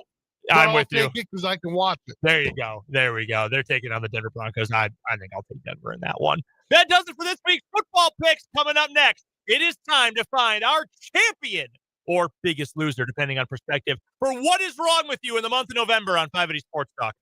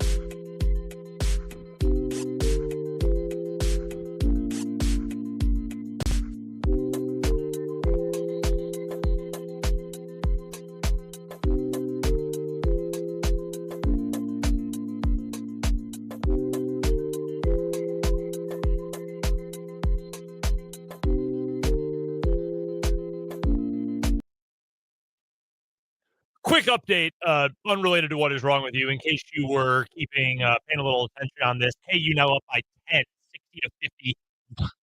KU cannot score without Derrick Peterson. Defense heating up today, though. Great defense today. I mean, look, you get Flory going, and I think to me that's all that matters is because you want his development. And I think it's unfortunate that DP can't play. But look, you're getting these guys other opportunities to shine. Unfortunately, they may be shining in other ways besides scoring. Jamari McDowell, huge game today as well. All right, Spencer, here's what we're going to do. We're going to go through all 4 of our stories. We're going to do an elimination match. Instead of doing head-to-head semifinals, we're just going to eliminate one by one until we're down to 1. All right, that's how we're going to do these What? stories. Yeah, I'm mixing it up. You put me in this chair, I'm throwing you some damn curveballs, all right? So we start with our first story. I was bored, so I committed a sex crime. Yes, that is the name of the story. From Johnson County, Iowa, a man is accused of flashing drivers on interstates because he needed some excitement in his life. Yeah. 30-year-old Danon Airy is charged with 2 counts of indecent exposure. Drivers say they saw him standing on the back of his car with his exposed genitals being shown to passing drivers. He did this 2 days in a row on October 14th and 15th. A sheriff's deputy said he admitted to the offense and said he was fulfilling an excitement that was currently missing in his blah life. You know, I get it. I wouldn't do it, but I get it, to be completely honest with you. All right, next one is titled, "We're Sorry You're Dead." So, from Portland, is this Portland, Maine? Or is this Portland, Oregon? I think it's Portland, Maine. Yes. Yes, it is Portland, Maine. Halloween can conjure up frightening images of the dead coming back to life, but nothing is scarier than a letter informing you that you had died when you actually hadn't. That happened to a woman from Sanford, Maine, when she opened a letter from a hospital at the start of this month. The woman wishes to remain anonymous, but she said that Maine Health informed her that she had died while she was reading the note. It was pretty upsetting to open that, the woman said. Why would they say I was dead? It was really shocking and upsetting. She called Patient Financial Services to let her know that she was still alive. They said they were aware of the issue and were going to send out apology letters. Not letters, not single letters. So I'm thinking there's other people. He's like, I'm glad to hear you're still alive and well. I'm like, yeah, me too. 531 patients got letters saying they were dead. That's awful. That is truly awful. Next up, Spencer, we got the TikTok challenge, which featured a Florida man walking buck naked in 36-degree weather who says he did it because of TikTok. Our guy Grady Judd was involved in this one. Yeah, I think it won the day just because Grady Judd gave us the definition of buck naked because he had no socks on. A man was driving to work earlier this month on Broken Arrow Trail when he spotted a man walking down the road naked despite the cold temperatures. The man was captured on the driver's Tesla cameras. You know what buck naked means? He's not even wearing socks, according to Grady Judd. You can be naked and wearing socks, but buck naked means you have nothing on. That's very funny. Anthony Day was new that he was doing it for the TikTok. No phone on him though. Yeah, not quite how that works, Yeah. Anthony. Not quite how that works. And our final story for the month, it is the fight promoter parent, aka the Clash at the Cleaners. A woman from Lebanon, Missouri, has been charged with allegedly arranging a fight between 2 juveniles. The LPD investigated a physical disturbance that occurred at a laundromat across from a high school. Katie Nunn, K-A-Y-D, Katie, was accused of organizing and encouraging a fight between 2 juveniles who had an ongoing dispute. Documents state the victim had been at a Friday night football game when they received a message to come to the self-service laundromat to talk about the beef between them and the other student. They claimed to police that upon arrival, they saw a large group with phones out to record before they were pushed toward the other juvenile who started assaulting them. This was like a world star hip-hop video. Unbelievable. Allegedly organized by a teacher. Jeez. That is crazy. LPD noted that Nunn and another adult male could be heard in the video telling one of the minors to kick their ass. When asked why she arranged for the fight, she claimed it was bound to happen eventually, and she wanted to make sure it was done safely. Sure. This is like when parents say, hey, if you're going to, do adult things with your boyfriend or girlfriend, just do it at the house, all right? Just come on. I don't really think that's what Ms. Nunn was trying to do. All right, let's eliminate one. I'm going to go first. I'm going to eliminate our 4th place finisher here, de facto 4th place finisher. I'm going to knock out the TikTok challenge. Yeah. Dumb, stupid, funny, not as funny as the others. TikTok challenge out. Who gets eliminated next?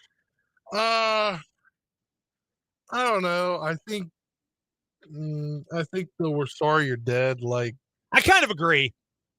Like, it was just something that happened, a misprint. it's It bad. was a bad thing to happen, but Yeah. like, where's the what is wrong with you in it? I'm with you. I'm going to put that one third. So our finalists then are I was bored, so I committed a crime. The guy who said he needed some excitement in his blah life. So he started flashing people on the highway, had his genitals hanging out. Or the fight promoter parent, a.k.a. the Clash of Cleaners. This is a tough one. See, I don't think this is a tough one. What do you think? I'm going with the fight promoter parent. All right, I'm with you. This is crazy. And Dan voted the same thing. We do have Dan's vote. He's also on the Clash of the Cleaners. Look, man, the excuse that it was going to happen anyway, so I wanted to make sure it happened safely, but you're on the video screaming, kick their ass. No. No. This is so messed up. We are in agreement. We are 3 for 3 on the fight promoter parent, the Clash of the Cleaners.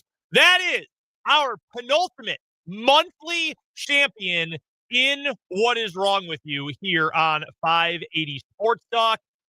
They advance to the annual Tournament of Failed Champions coming up at the end of December. I think this is a justified win.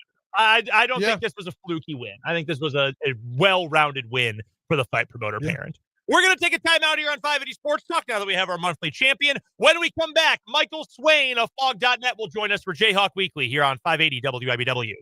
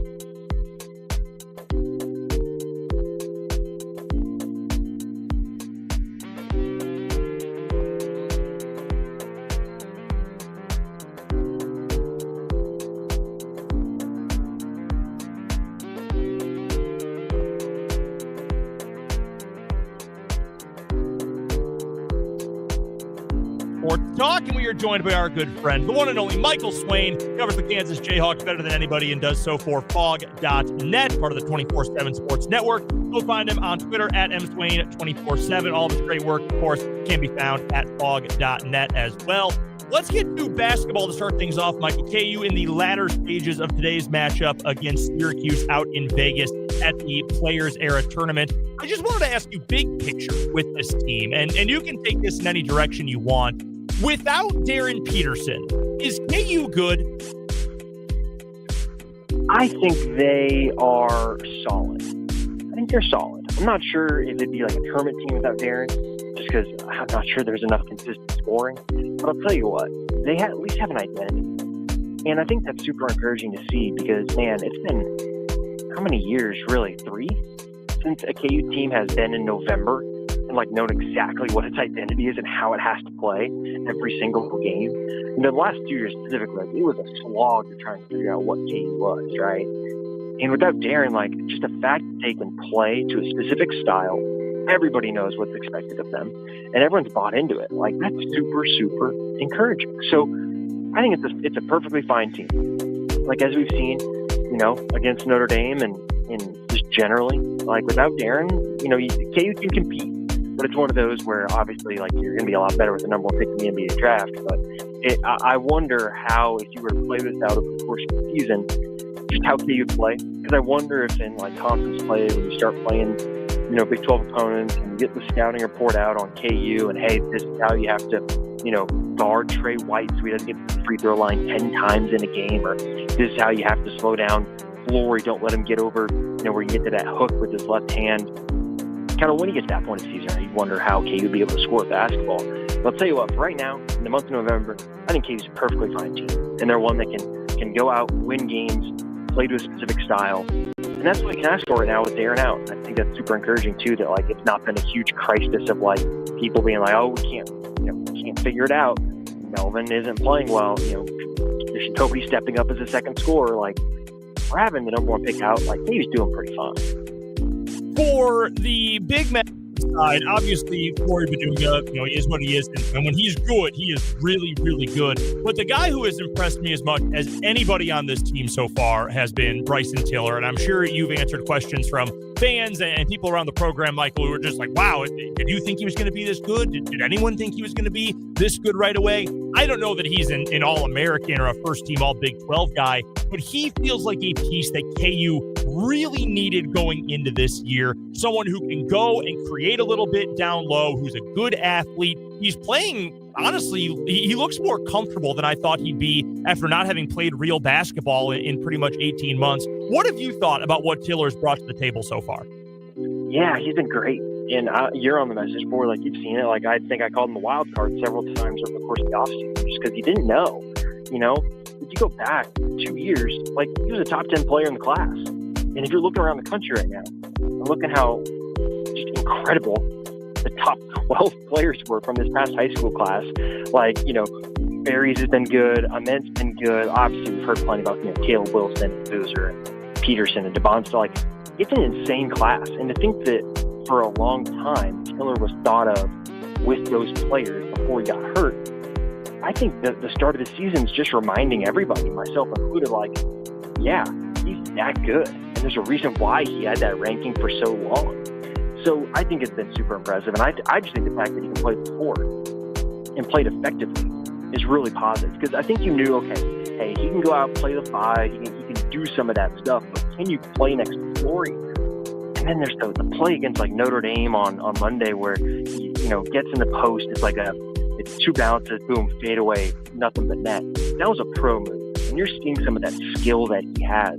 Now, granted, I think he wants to be a guard sometimes. And that is not good because his physicality and his size is one of his greatest assets. So he's got to play to that.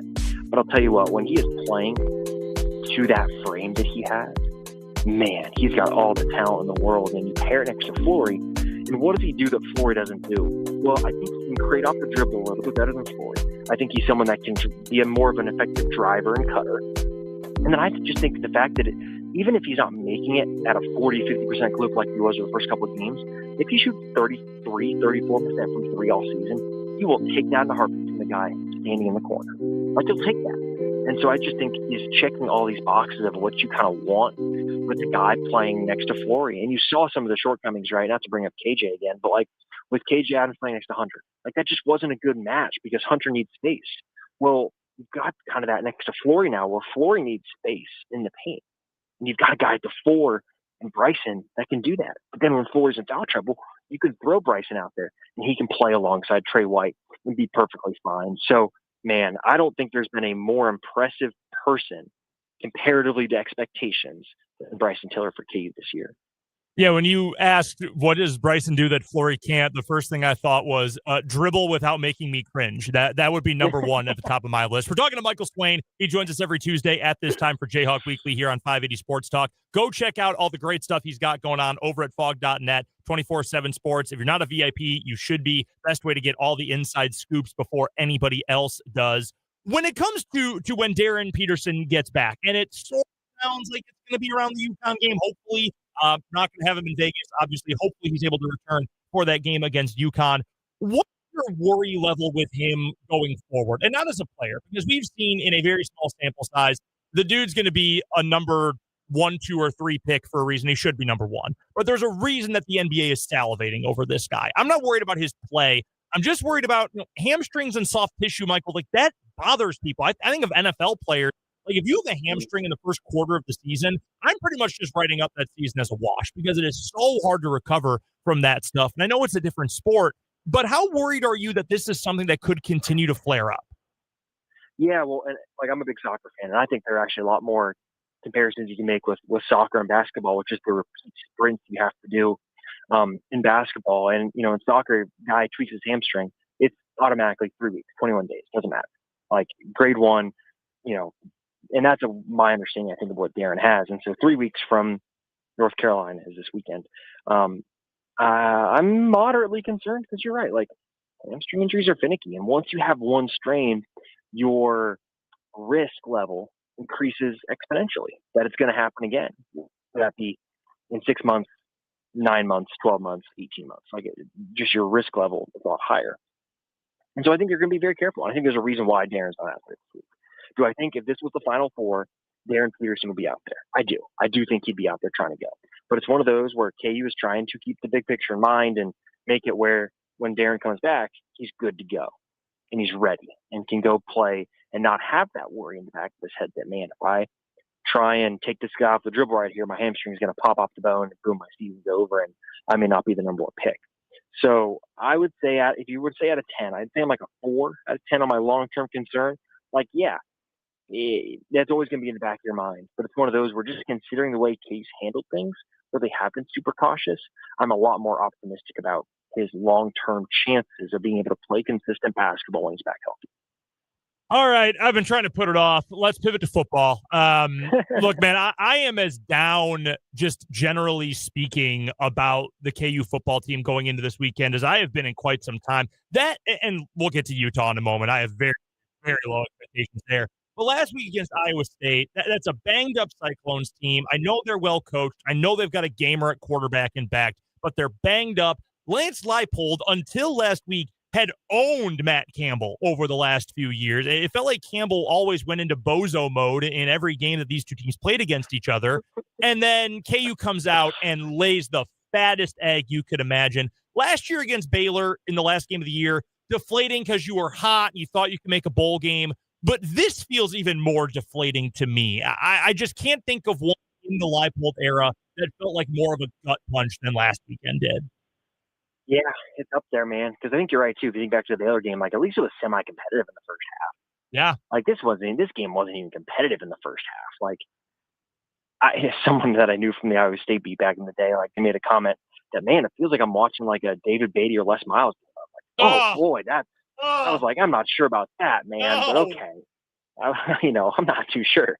But, yeah, super concerning. And it's one of those where, here's the thing, Brendan. Like, think back this season. When was the last time KU started a game well? Genuinely. You know the last time Kansas had a lead after the first quarter? It was West Virginia in September, week 4. Like, it's one of those things where right now Kansas is just consistently not ready to play. And I'll tell you what, the team you don't want to get behind too early is Utah because they can hurt you in so many ways. And their passing defense is actually halfway decent. Their run defense is atrocious. We could probably get to that later. So it's one of those where, man, it was just a concerning performance overall, especially considering what's at stake for KU. The players may not think about it like this, but in the back of their minds, they have to know the schedule.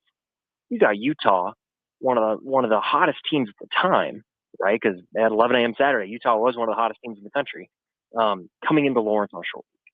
Like, you got to know that going up to play a banged-up Iowa State team is your biggest chance. And the spread shows it, right? KU's a 14-point dog on Friday. And the spread was a lot shorter at Iowa State. And say what you want about it. Like, that's a game that KU should have been in from start to finish. And it's just super, I think, discouraging for the team and the program that in that big of a spot, they just laid a complete egg. I'm just it's such a loss, Mike. We're talking to Michael Swain of Fog.net, joining us for Jayhawk Weekly here on 580 Sports Talk. If you're not a VIP, you should be over at Fog.net. It's the best way to get all of Michael's great reporting on what's going on with KU. I'm just at a loss for what reasoning there could be. Like, Lance Leipold didn't suddenly become a bad head coach between September and now. I still think the world of the offensive coaching staff here. I understand the gripes with DK McDonald's defense. I really, really do. But, like, what could have possibly changed? Is it a problem with the quarterback? And I'm as big of a Jalen Daniels guy as anybody, but sometimes when guys are there forever, there's a culture thing that needs to be changed. You need to change the scenery. I'm just spitballing here. I don't know what it possibly could be. Do you have any idea why things would be so bad early in games for the better part of 2 months now?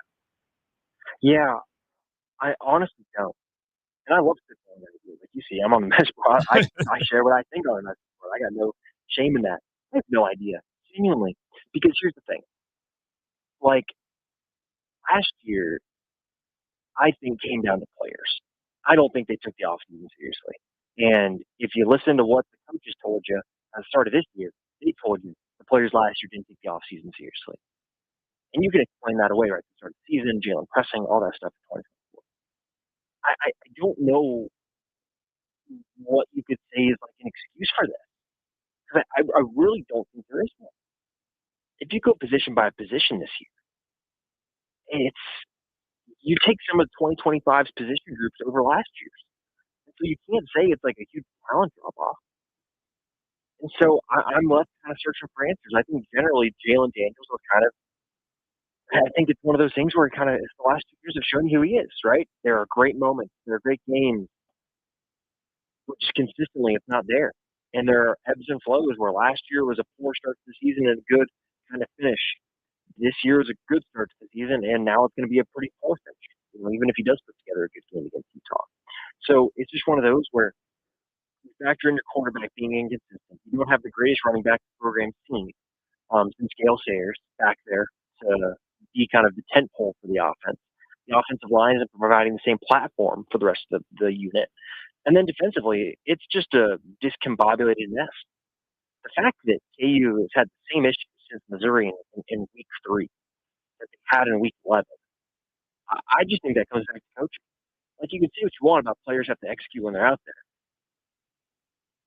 But if your linebackers are misfitting things all season, you think there's a way to figure it out. Well, okay, maybe we simplify things. Maybe we don't have guys shifting 2 seconds before the ball snap. Maybe we don't try and mix up our fronts as much and try different things like that. I don't know. So I am genuinely more bewildered by this season and what's going on than I have, I think, any season under Leipold. That includes the one where they started 5-0. And then, me saying bewildered on the opposite end on that one where I was like, what is happening? Everything's going right for me. Like, it's just one of those where there are so many questions and it points to so many different parts of the program that I'm just so confused of how everything has just, I don't want to say fallen apart, but like fallen from the level it was in 2023 where KU won 9 games, was a physical program, was a consistent team. Even if they didn't win every one-score game, they were in one-score games. They won a couple that year. Things have just fallen so much in 2 years, and that's just not a great reflection. Can KU cover? Yeah, sure. Yeah, KU All can. right. Because here's the thing. Like, some of it's going to depend on what the college football playoff stuff looks like, when they release that. I think that's later tonight. Because Utah, I think, was 12 last week, with the way that it works with the G5 camp. Like, either Utah is going to be needing to, like, blow the doors off KU to try and make a statement in the playoff, or if they end up, like, dropping a couple spots because K-State, the way that game went, Utah could be out. And if Utah's out, maybe they just say, you know what, we're good. and then all of a sudden it's a different game. But if Utah needs to go into Lawrence and blow out KU, that's super concerning because that offense can put up 40 or 50 against this defense if it's not a super ball control style game from KU's offense. And look, I think that's what KU's going to try. I think this is going to be a game where KU goes low possession. How can we limit the number of times Panthers on the field, right? Can you make it where it's like an 8-9 possession game and not a 12 or 13 type possession game because there's so many explosive plays? All right, I'll take it. I will take a path. I'll take the treasure map. I can live with that going into the holiday weekend. Last thing, Michael, before we let you go, Michael Swain of Fog.net here on 580 Sports Talk. Everybody always says, oh, what's your favorite dish? What's your favorite thing that you can't live without on Thanksgiving? No, I want the negativity. What are you not looking forward to seeing on that Thanksgiving dinner table on Thursday? Oh, that's such a good question. I'll tell you what. I'm literally about to get in the car to go drive to Springfield for Thanksgiving. I honestly don't even know what's going to be on the table this year. I'm kind of my wife's an incredible baker, so we know we're bringing the dessert. So right now, what I'll tell you, if I show up tonight and I see the stuff in the fridge, and if I see anything mushroom related, I'm automatically out. I'm just out. Cream and mushroom, like anything like that. No thanks. I'm good. That's one of them. And then anything Brussels sprouts related. Can't do it. I know some people like it. That's just not me. So those are my two big icks. If I see that, it's not touching my plate. It's not coming close. I respect that. What's your wife's go-to dessert for Thanksgiving? So she made an apple cobbler last year that was very popular, and so that's back on the menu this year. A request was a pecan, not a pecan pie, but like a pecan bake. It was some weird signing stuff going on in the kitchen a couple of days ago. So maybe I'll tweet out a photo of it. It doesn't look super appetizing, but I had a little nibble secretly, and it was pretty tasty. So I mean, she's just an incredible baker. So I'm super, super fortunate that I get to be the taste tester. Man, I am in the exact same boat there, brother. Michael Swain covers the Kansas Jayhawks for Fog.net and 24/7 Sports. Joins us every Tuesday here on the show for Jayhawk Weekly. Go be a VIP if you're not. You can get all this stuff every single day of the week. Michael, happy Thanksgiving to you, your wife, and your families. Be good, and we will talk to you next week. Awesome. Thanks. Same to you guys. That is Michael Swain, and he is totally right. It is awesome when you are married to someone who is a great baker. Let me tell you. We have to get to a quick break. We'll come on back. We'll wrap up this 4 o'clock hour after this on 580 Sports Talk. Hunting season is up and running, and for 38 years, Coakley Farms has offered the finest hunting opportunities and clay target shooting in Northeast Kansas. Their high-quality pheasants, chuckers, and quails can be found just 30 minutes northwest of Topeka. With committed guides, excellent dogs, and superb birds, Coakley Farms provides hunters with a hunting experience. And don't forget Sporting Clays discount days every Friday and Sunday all year long. For more information, visit CoakleyFarms.com. Call 785-771-3817. Does anyone feel like life is busier than ever, especially with the holidays? I'm a planner and try to think of it all, but what about the unexpected?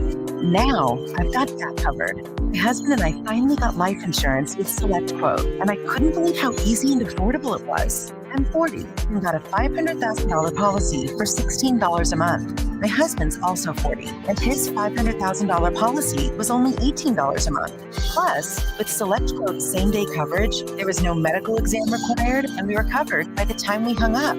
This holiday season, I feel a little lighter, knowing my family is protected and ready for whatever the new year throws our way. Call Select Quote at 1-800-970-3311. That's 1-800-970-3311. Or go to SelectQuote.com to get your free quote today. That's 1-800-970-3311. Details on example rate at SelectQuote.com. Official message from Medicare.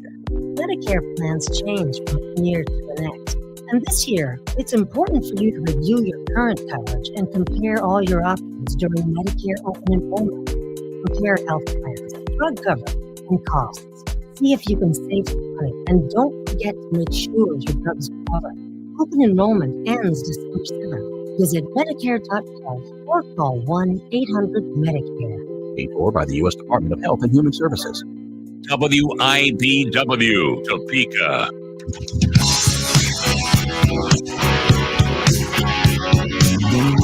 Couple thoughts here to wrap up this 4 o'clock hour of 580 Sports Talk. Brendan and Spencer here with you. Mitch Holthus will join us next hour.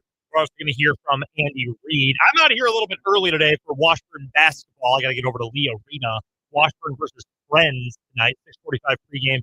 Catch that over on Country 106.9. Couple quick notes. One, I find it very funny that both Michael and Matt today were like, get this mushroom crap out of here. Throw it out. I'm in agreement. I think I like mushrooms more often than I don't.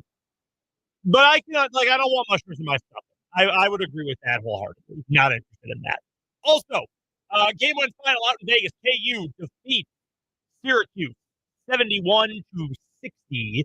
So KU 2-0 through the two already scheduled games at the Players Era tournament. How about this? I would love to explain to you exactly how this tournament works, but there's like 14 tiebreakers and I only have 30 seconds here. So I really can't explain how it all works. Yeah, do we know who KU plays tomorrow? Nope. No, but they jumped Iowa State, so KU is now in the top 4 in the tournament. So because they won to the third place game. Yes, they're in the money games now. So KU's going to get a nice little payday tomorrow regardless, because they're now 2-0 and have a higher point differential than Iowa State. So they jumped them. I don't get it. Who's number 3 then? I have no idea. Maybe KU number 3 and Iowa State for the 4. I don't know. I truly have no idea. We have to get to a break. We'll start the final hour with headlines, then Mitch Holthus on 580 Sports Talk.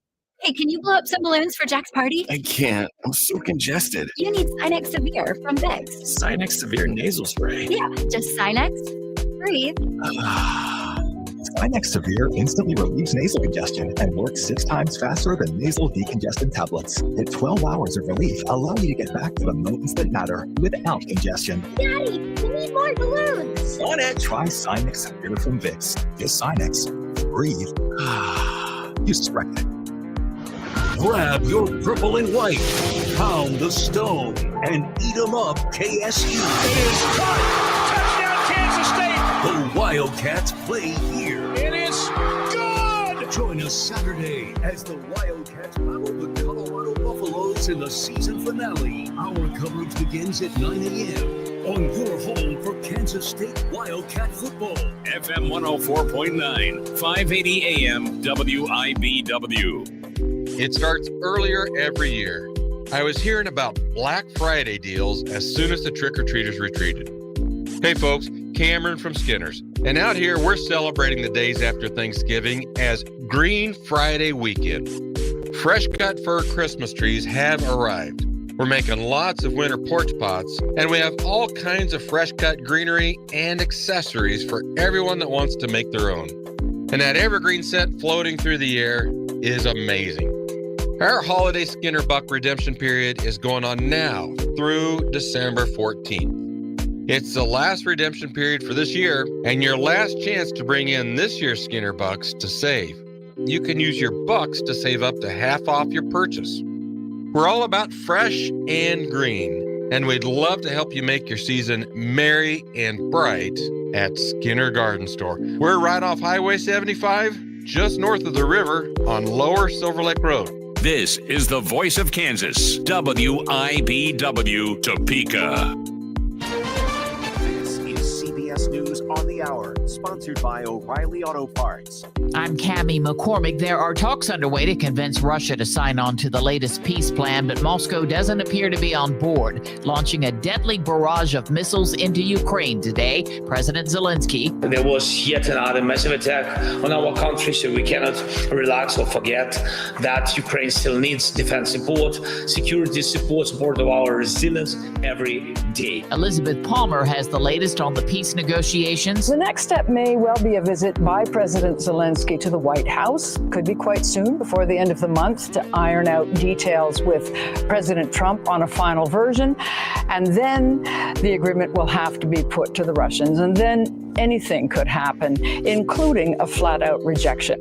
Reporter Katie Weiss has the latest on the holiday travel and some advice on when to start your getaway. If you plan to drive and beat the traffic, you want to leave during some off times. Traffic is busiest during the middle of the day through after the 5 o'clock rush.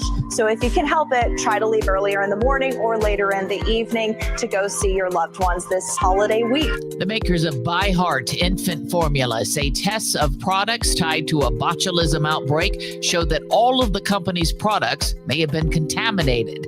More than 30 babies in 15 states have gotten sick. The outbreak began in August, but some health officials say infants may have gotten sick after consuming ByHeart formula as far back as 2024.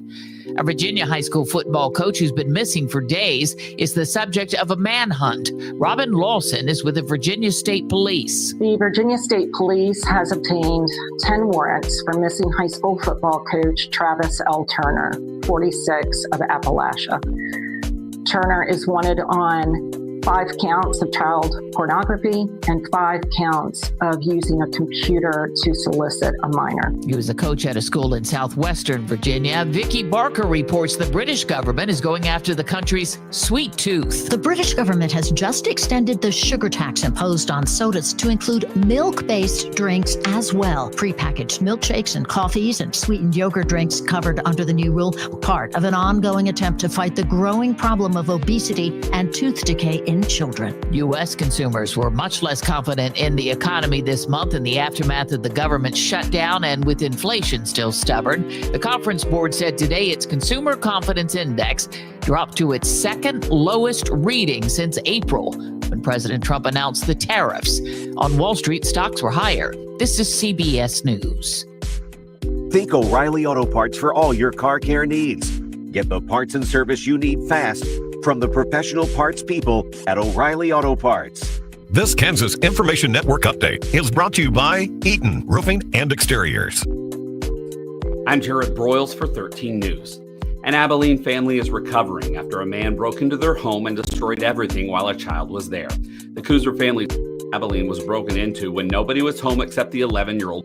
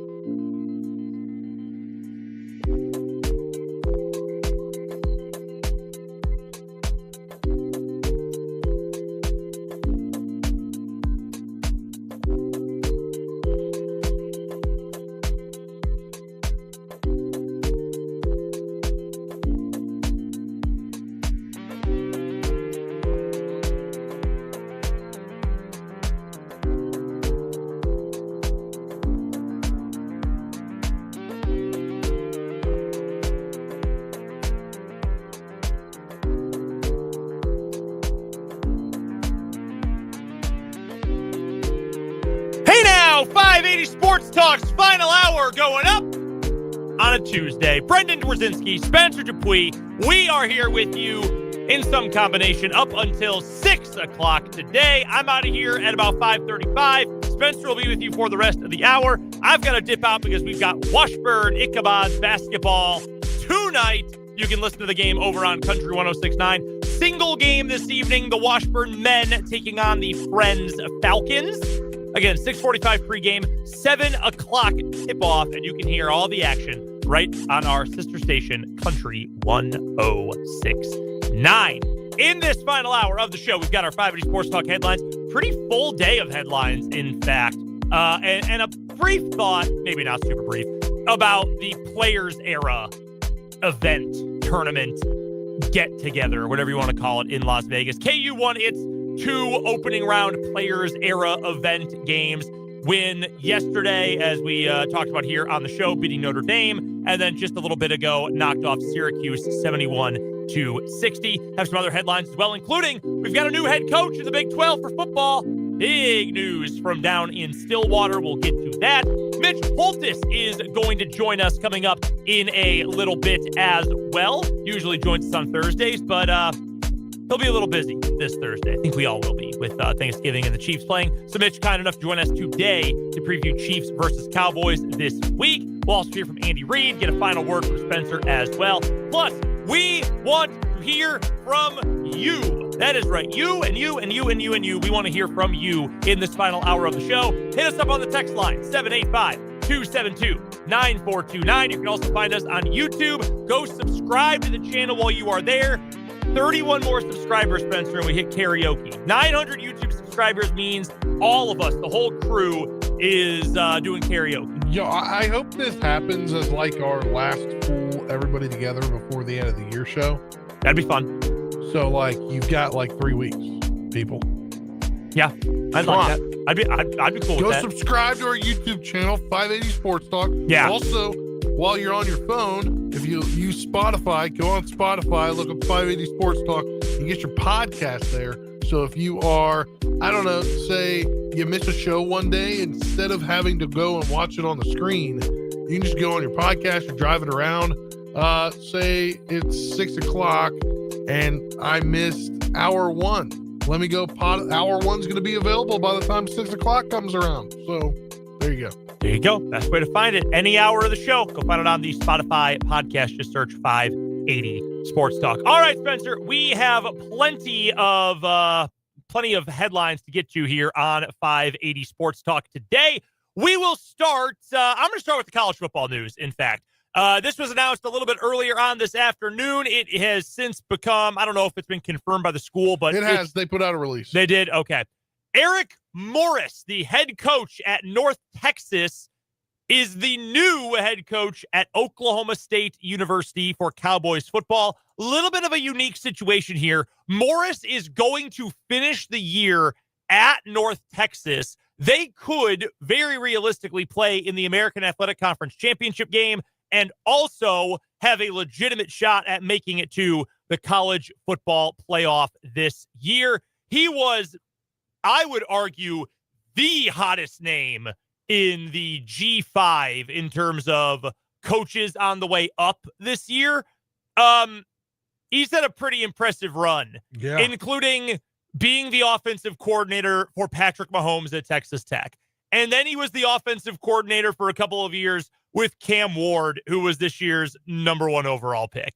And for the last couple seasons has been the head coach at North Texas. 45-33, took over for a program that really needed some help a couple years ago. Made it to the FCS playoffs twice with Incarnate Word, including with Cam Ward there. Made it to a bowl game with North Texas last season. This year, the Mean Green, 10-1. He is an offensive wonder kid, genius, brainchild, whatever you want to end up calling him. I think this was a really, really good hire for Oklahoma State.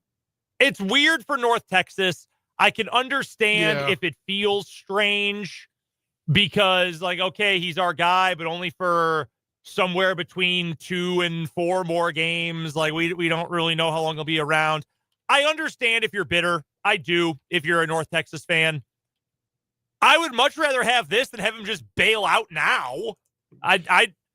look, this is one of the best years you've ever had in program history, man. Like, enjoy the ride. I'm not trying to say you should just be happy losing your guy. That's not true. I am just saying that, look, enjoy the ride while you can. Life's hard as a G5 fan. You know that, obviously, Spencer, being a Marshall graduate and fan. I think it's tough for North Texas, but I get it. I get it for Morris, and I think this is a great, great hire for Oklahoma State. Yeah, I would tend to agree. And you got a guy who has not only shown he can help, he's been there for the greats in college football, for guys that are going to the next level, but also he's helped a North Texas team, I believe, transition from Conference USA to the American. I believe you were correct about that. And North Texas has kind of always been in that team, along with, like, we saw it with Texas State, where Texas State's going to join that the new Pac-12, whatever it's going to be. And North Texas was always kind of in that conversation of, can they elevate their program enough to where they can make another jump? And it is what it is, but now your coach is going to be in the Big 12. So for him, it's elevated even more. I've done some reading that indicated a lot of the money problems Oklahoma State has faced is because Mike Gundy really annoyed and frustrated and irritated a lot of boosters, and that maybe they'll come back. Yeah, right. Maybe they'll come back if there's a little bit more interest from the program and the coach in, like, being a decent guy to the boosters. Wow, crazy thought. Who would have ever thought about that? So bad for the rest of the Big 12. Really, really good for Oklahoma State. What do you got for your first headline today, Spencer? Yes, we were talking about this earlier, as Kansas is competing in the Players Era Festival tournament. I don't know what the official title. Festival is the official title. Festival, yeah.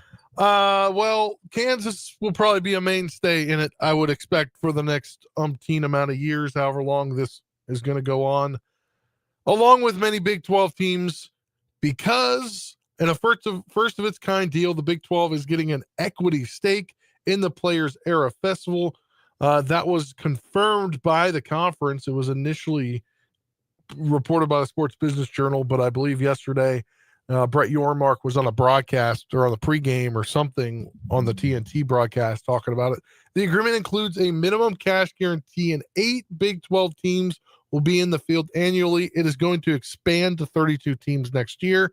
So 8 of those 32 teams will be Big 12 teams. And I believe when it expands, it's going to go to 16-team tournaments, if I'm correct. So in each field, there will be 8 teams, which I don't know if that means we're going to get some non-conference conference play. So weird, that the whole thing. But it's going to make money for the Big 12. It is going to make money for the Big 12, and you're going to see a lot of Big 12 teams. Honestly, with this event being held by TNT and Turner Sports, which clearly loves its partnership with the Big 12. Only for right now, though. The synergy is there. Yes, for right now. But the synergy is there. It all makes a lot of sense. There were some really, really good games over the last 2 days. Yesterday was chock full of awesome games in Las Vegas. Here's the thing, though. You see any of the crowd shots from Vegas? Empty. Well, you want to know why? Because tickets are way crazy expensive. Because it's Vegas, and that's like the... Look. I talked to my buddy who lives out there, and he was like, dude, I'd love to see some college basketball, but this is way too expensive. It's too expensive. And look, man, like, where would you rather watch a game? In one of these big, sterile arenas in Vegas where it's super expensive and you deal with all the Vegas stuff for better or for worse. Some people love it. Some people hate it. Or would you rather go see, like, good but not great teams at the Maui? Because Arizona State, Texas yesterday was awesome in Maui. Chaminade had a great game at the Maui Invitational yesterday. And in that little building, the old Lahaina Civic Center, man, it looked awesome. It was a freaking party. And it just was so soulless at the Players Era. And I get it. I'm not naive. I understand why. There's a lot of money involved, money that goes toward rev share or NIL or all these other things. The name of the game is money, money, money, money, money. I get it. I'm just saying that when you're talking about the things that feel good about college sports and about college basketball, environments and atmospheres and crowds and these early season non-conference tournaments that are fun and unique, this one has The competition's been great. The environment has sucked. And that is a bummer because watching highlights from the Maui Invitational yesterday, again, that Arizona State-Texas game was a freaking party. It looked awesome. And the fans were into it. They're on their feet their whole time. It's a bummer we're losing out on that for a much more sterile, all about the Benjamins thing. But again, I'm not so naive as to think, I don't understand why this is happening. I get it completely. I just frankly don't like it. It's also been weird on social media.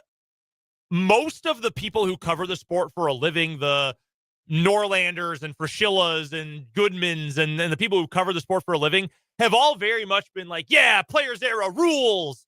And fans all over the internet like, no, this sucks. Like, I want a good crowd. You look behind the baskets, the gyms are empty in Vegas. It's just a weird vibe. And, this might be something crazy to say. If Big 12 has an equity stake in it, does that mean it comes to Kansas City? I doubt it. I mean, and then you could put some of the games in municipal. Now that would be sick. I don't know. I'm just saying. I would love it. I know T-Mobile Center is pretty big. Yeah. So it'd be a sterile arena, but like, in a place that cares about college basketball. Yeah. Like, I don't know. I mean, again, I understand. I just don't. I don't like it. And because I don't like it, I'm going to complain about it. Next headline for me today, the semifinalists have been announced. 26 modern era players have been announced, in fact, as semifinalists for the Pro Football Hall of Fame class of 2026. 5 modern era players get inducted every year. So here's the list broken down by position. One special teamer this year, Adam Vinatieri. Yeah, he should be in the Hall of Fame, obviously. Yeah. Frankly, almost all of these guys should be, if we're honest. From the defense, 3 defensive backs, Rodney Harrison, Earl Thomas, Darren Woodson. I cannot believe Earl Thomas has been out of the league long enough already to be a Hall of Fame semifinalist. That's nuts. Earl Thomas, for sure. Darren Woodson, probably. Rodney Harrison, maybe. Linebacker, Luke Kuechly, and Terrell Suggs, who outside backer, rush end, whatever you want to call him. T-Sizzle, some really nasty off-the-field stuff, but he was a hell of a player. Luke Kuechly, yes, without a question, I'm putting him in. Defensive lineman, Robert Mathis, also listed as a linebacker. Vince Wilfork, Kevin Williams. Kevin Williams was awesome. Vince Wilfork was awesome. Don't know if either good enough to be in the Hall of Fame, but both very, very good. Quarterback, 3 of them. Drew Brees, Eli Manning, Phillip Rivers. Drew Brees, obviously, no doubt, probably should be first ballot. Eli Manning doesn't have the individual numbers. He has some counting stats. I don't think he was ever, how many? He's got the Super Bowls, though. Well, okay, so that's the thing. Like, he doesn't have tons of counting stats. His career record is just 500. 4 Pro Bowls in 16 years. Never an All-Pro, never won any other awards. 3 different times led the NFL in interceptions. Never led in touchdowns, never led in yards. But he won 2 Super Bowls and was a 2-time Super Bowl MVP, plus he won Man of the Year one year. Like, that's a Hall of Famer. Yeah. You might not agree with it, and that's fine. I agree. Based on just the stats and the production, no, he is not a Hall of Famer. He has 2 Super Bowls, and his last name is Manning. He's gonna be in the Hall of Fame. So I'm not interested in the discussion. It's gonna happen. I'll just step away from it. Phillip Rivers does have the counting stats, but never won jack. Again, never won anything as a starting quarterback in the league. Played for 17 years. Even in Indy, his last year, he wasn't bad. He threw for 4,100 yards and 24 touchdowns, 11 picks.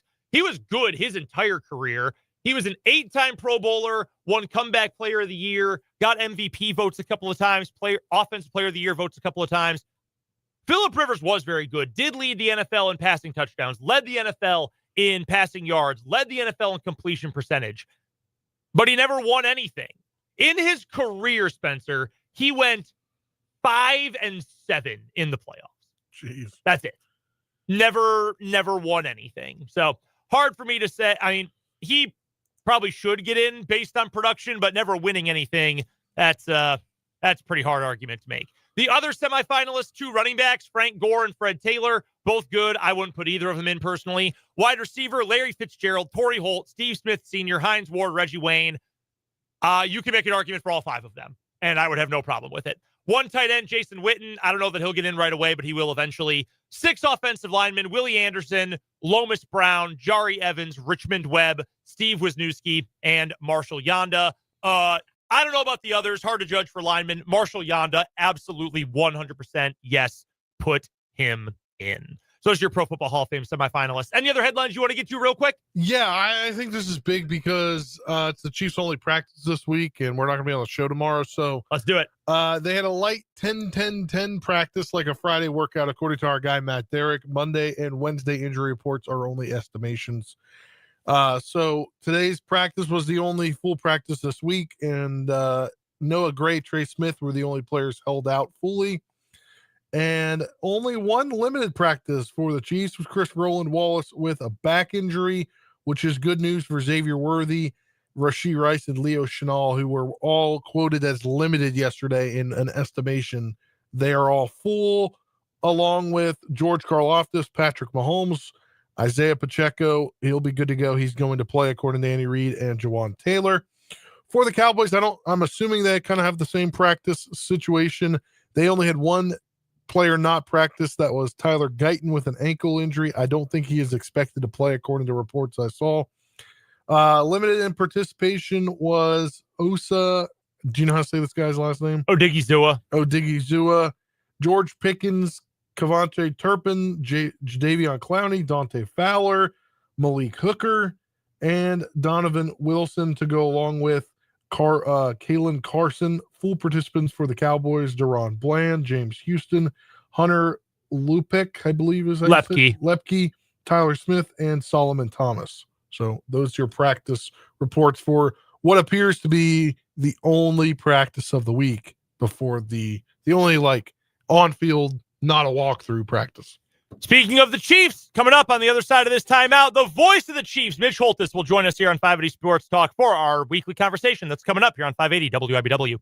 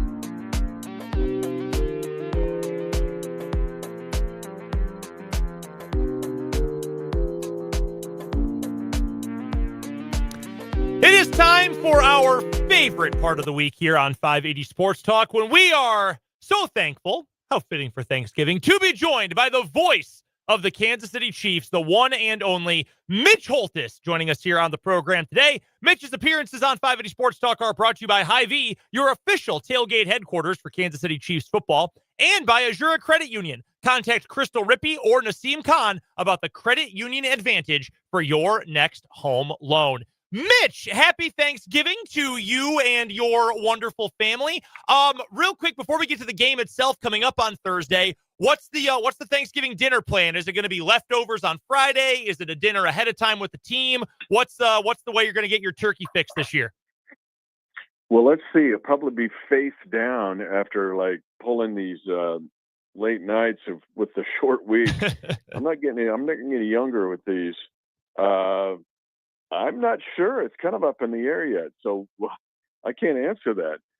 It's a little bit of a fluid situation right now when we get back from Dallas. It will be quite an experience to be down there at Dallas. If I remember correctly, Mitch, and I know you certainly know better than me, I don't know if it was the last time the Chiefs played on Thanksgiving, but obviously good memories, because I remember that game in 2017, was it, when the Chiefs went down to Dallas, played that afternoon Thanksgiving game, the famous Tyreek Hill touchdown right before the half, if I remember correctly. Yeah, it was, but it wasn't on Thanksgiving. It might have been, I'm not sure when that game was. We haven't played Thanksgiving in Dallas since the 1995 season. Wow. So, yeah. We didn't play Thanksgiving that year, but it was the Tyreek Hill. You don't have to throw the Hail Mary at the end zone to score at the end of the half. You run 3 verts and throw the ball at about 20 yards to Tyreek and then let him sprint. Nobody can tackle him. And so, that was that game, but we lost that game. Dak Prescott actually had a really good game that day. We got him back in 21 when he came back up here and sacked him 5 times. Chris Jones had 3.5 sacks, but no, the franchise has played on Thanksgiving 10 times, dating all the way back to the Dallas Texans. But 2006 was the last Thanksgiving game, and we hosted that one. It was the first ever game on NFL Network. And that was, I believe, I was actually just reading a story about this. That was shortly before Lamar Hunt passed away. And, Thanksgiving football was so key for him. And obviously, the NFL today, it was influenced so much by Lamar Hunt, as everyone here in the Chiefs kingdom knows. So it's one of those things, Mitch, that sort of gets lost in the hubbub of everything that goes on during the NFL season and the week to week and all the drama of the league, which is great and entertaining. And we'll talk about this game a bunch, but it is cool when you have that historical stuff that gets mixed in, because even though the Chiefs aren't, one of the regular Thanksgiving franchises, it's this franchise's existence that is such a key part of football on Thanksgiving. I love historical stuff like that. Well, and let me give you several that amplify this game beyond it being 2 teams that are meeting on a short week, coming off exhilarating victories with walk-off field goals after being down double digits, both teams. One, that anytime these 2 teams get together, it brings up the Dallas Texan versus Dallas Cowboy turf war. And Lamar Hunt he wanted the Chicago Cardinals. The NFL didn't want to give him to him. George Halas was kind of a jerk, really. And so Lamar goes, I guess I'll start my own league. And, of course, the anchor franchise was his team, the Dallas Texans. Well, then immediately the NFL put the Cowboys in as an expansion team. We're going to take him out of business. I found a book. I did the Minute with Mitch on it this week. You guys ran on your air, and WWW had it too on television. But I found this book. You go to book resellers and you take about, 50 books in, and they're going, yeah, we'll appraise them. Well, we're doing that once you walk around the store. And while you're walking around, you find 20 good books you got to have. I found the 10-Gallon War that was, I think, printed in 2000, maybe 9 or so. But it was a very graphic account, but well-researched and well-written about just how acrimonious those 3 years were. Sometimes I think because of the way it's all turned out, we thought, the Cowboys and Lamar got together at Love Field and played a game of dominoes, and whoever won was going to, stay and the loser would leave. Not so much. It was pretty testy from 60, 61, and 62. So when these 2 teams meet any year, any place, that discussion comes up. That's one piece of history. Another really interesting thing to me, and I think maybe even more than that for this year, is Patrick Mahomes goes home. Now, he grew up in Tyler, 115 miles away from AT&T Stadium, but I was at an event to do a Q&A with Patrick and Tyler a couple years ago, and he talked about how Dallas teams were always trying to get him to join their traveling team, whether it's basketball or baseball or football, whatever. And he goes, "No, I'm going to stay with my guys in Tyler." And he goes, so Dallas has this aura about it, Dallas-Fort Worth Metroplex, but there's also a feeling of, well, we'll just beat Dallas.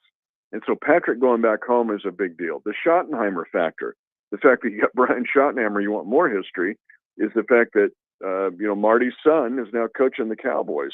That would be enough of a story if we didn't have all this other. And then you want more history, it's Andy Reid against the Dallas Cowboys, which really goes 27 years back.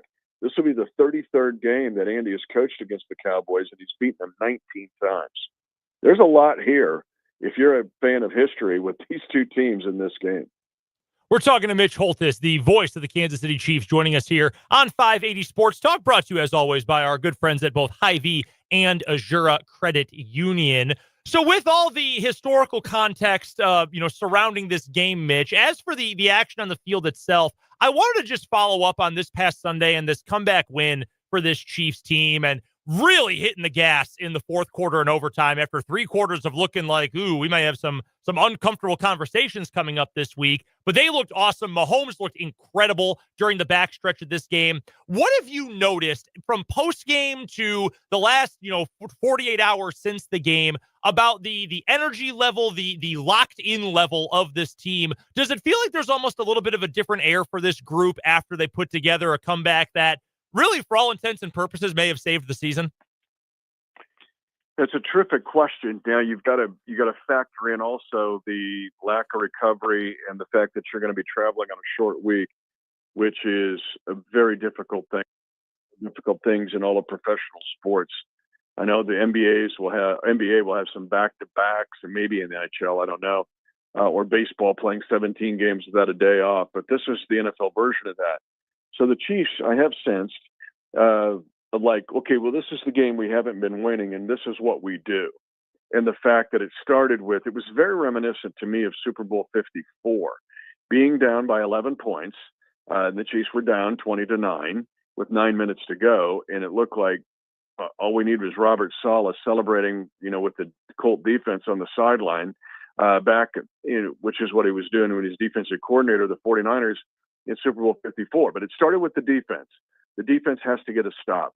They got a 3-and-out after the Kareem Hunt fumble at the 6, where it zapped all of the helium out of the stadium. But that stop and a 3-and-out, and Chris Jones exhorting the crowd, and then the offense coming to life, and then getting some principles involved.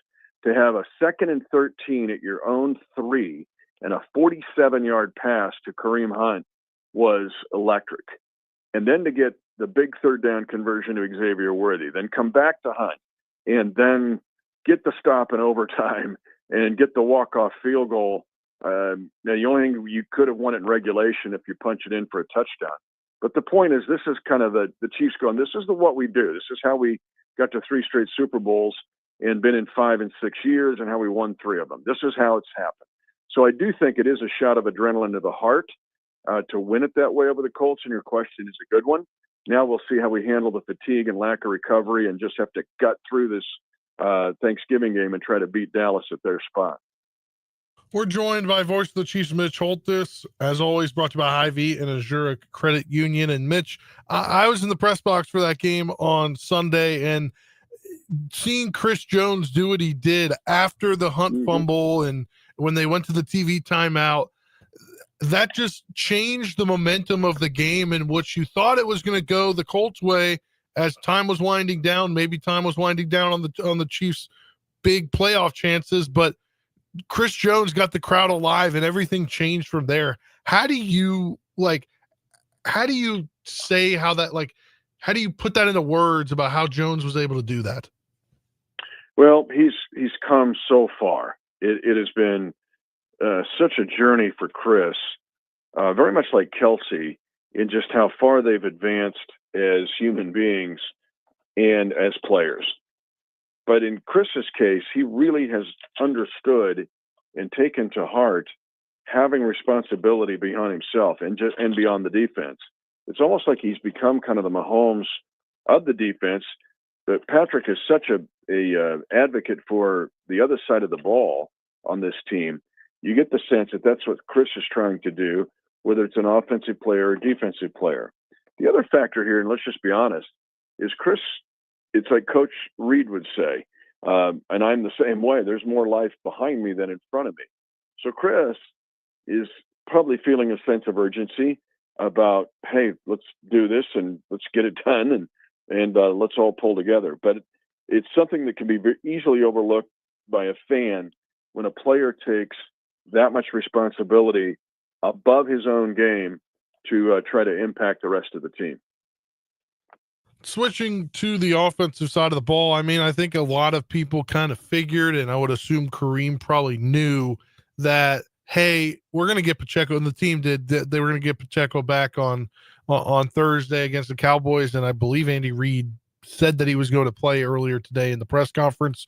So do you think that Kareem Hunt and the team in general and were kind of dead set on not putting it all on Kareem, but like giving him the workload because they knew, hey, he can do it, and he's not going to have to take maybe 100% of the workload the next week, and how he's able to get a 100-yard game and be the last 3 times that there's been a 100-yard rusher for the Chiefs, it's been Kareem Hunt. Well, and I think it's an excellent question. It's also an excellent assumption and surmising on your part. But I think Sunday's game was just like, he's the guy. Whether we're going to have Pacheco Thursday or not, we got to have Kareem Hunt. And I've talked about Kareem Hunt ad nauseum. I talked about him last week with you guys, and the fact that he is the best short yardage guy now, picking up first downs than anybody in the league. He's not going to bust a 50-yard run, but he's not going to go backwards, and he's going to keep the chains moving. And I said, even on Field Pass with Matt McMullen, I said, if the Chiefs are going to win this game and they're going to turn the season around, Kareem Hunt is going to be a gigantic part of that. And that's precisely what happened. So to have 30 carries and then have 3 more touches on receptions, you're asking a lot for a guy to try to do that in a short week, of just a few hours, basically. You're looking at as much 72 hours. But he's going to be a part of this enough. Getting Pacheco, to your point, means that you can split 30 carries up 15 apiece. You just hope Pacheco is, and I just talked to Pop a little bit ago before I came on with you guys, that he's as effective as Kareem Hunt has been. Just a couple more questions for the voice of the Chiefs, Mitch Holthus, joining us here on 580 Sports Talk, brought to you by Hy-Vee and Azure Credit Union as we get ready for Chiefs versus Cowboys coming up on Thanksgiving, a game, of course, you can catch right here on 580 WIBW. How tall of a task will this be on Thursday, Mitch, when a depleted Chiefs offensive line, now still good players back there, but without Trey Smith, that'll make things a little more challenging, when they have to go up against Quinnen Williams, who, man, that dude wanted to leave the Jets so badly because he left and immediately started playing like an all-pro again. How big of a task is that going to be for this Chiefs offensive line? Well, if we really can't discuss Dallas's defensive numbers in the context of the season, we have to look at it based on the last 2 games. November 4th was a blue letter day, let's say, for the Cowboys to make the 2 trades they made. To get Quinnen Williams, who is a stud, Pro Bowler, was just buried on the Jets and on a bad team. And his impact in the 2 weeks he has been with the Cowboys has been impactful. But to get Logan Wilson as well was a big deal. I love Logan Wilson. I didn't love him, but I respected his game. Mad props for his game when he was a Cincinnati Bengal. But I'm going to add 2 more guys to get DeMarvion Overshown back off the IR list, who's an impactful player, 5 sacks last year before he wrecked his knee, and then to get Siobhan Ravel Jr., the rookie out of East Carolina, who's off the injured list. Those are all 4 impact defenders. But Quinnen Williams now can wreck the party. If you look, so the Cowboys gave up 40 points twice, including that crazy 40-40 tie with Green Bay, and then 30 points 3 other times in the first 9 games. They were the bottom of the league. But it changed dramatically. Ever since the additions were made on November the 4th, and after their bye, it's the first time the Cowboys have won back-to-back games off a bye in 9 years. They're only giving up 18.5 points a game. They've gone from being the worst team defensively to a very respectful team that, after giving up 21 points to the Eagles, shut them down and won 24-21. Mitch Holthus is the voice of the Kansas City Chiefs, joins us every week here on 580 Sports Talk. This week, a couple days earlier than normal because of the holiday, because the Chiefs play on the holiday. Mitch, before we let you go, we already got some historical nuggets in here. That was awesome. Any other game nuggets we should be ready for coming up on Thursday?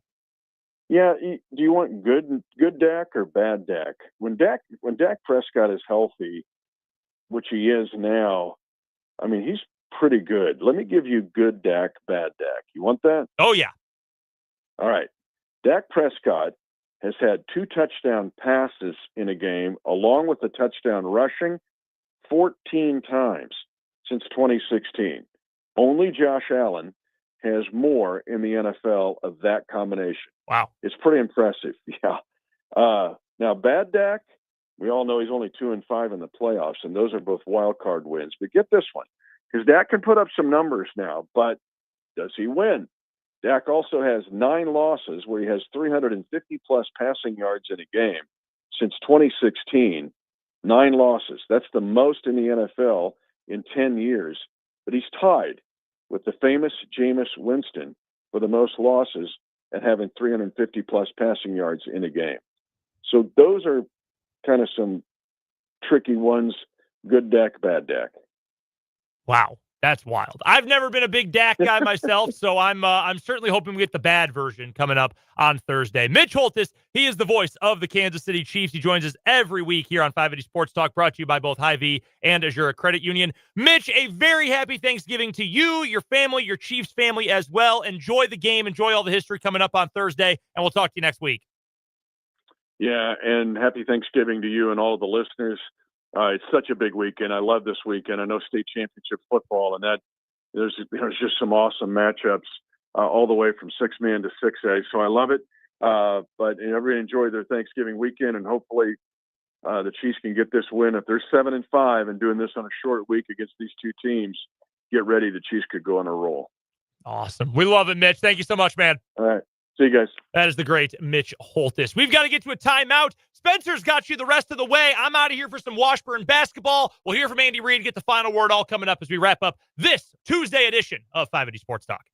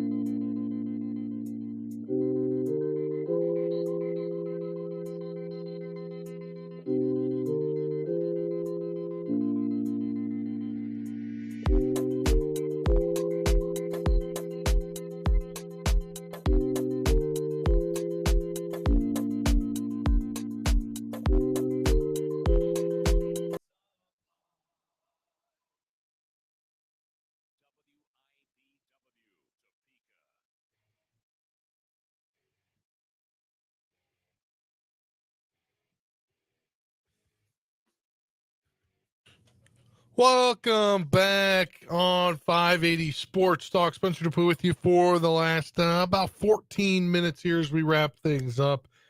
It's the Chiefs' solid hour. Andy Reid met with the media earlier today at One Arrowhead Drive, the only time they'll meet before the game on Thursday. So here's his media availability from earlier today at One Arrowhead Drive.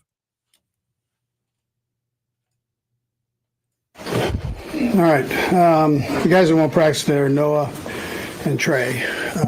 We'll just see how they progress here in the next day or so. Look for the challenge of playing Dallas. It's a great honor to play on Thanksgiving Day and have an opportunity again to play the Cowboys. So Brian's done a nice job there. They had a very productive game against Philadelphia. He's got good coordinators, coaches, and good players. So our guys started the week yesterday with walk through there and jog through, or whatever you want to call it, learning the plays, and we'll move on to today. So look forward to, again, going down there. With that, time's yours. Coach, you listed Chanel, Rice, and Worthy's limited estimated. Is feeling good about their potential? Yeah, I mean, it was, I think they'll be all right. See how it all rolls. What are your expectations for Isaiah Pacheco for this week? Well, let's see how he does today, but then, we'll get him in there and he'll play. Yeah. How much? I can't tell you that right now. We'll see how it goes. Along the running back front, you did sign a running back to the practice squad. What are your expectations for him as he tries to learn the system? Yeah, that's the main thing right now. Just get in and learn what we're doing, and then we'll take it from there. He's been productive, so, good player. Brett's always doing a nice job of finding guys and adding them to the roster. And so we'll just see, kind of play by ear, see how it goes here. With how much film work you do, I guess, how have you seen Quinnen Williams boost the defense for the Cowboys in the last two games? Yeah, he's done. He's a great player, so he's done a nice job there. That front is, again, a good, respectable front, man.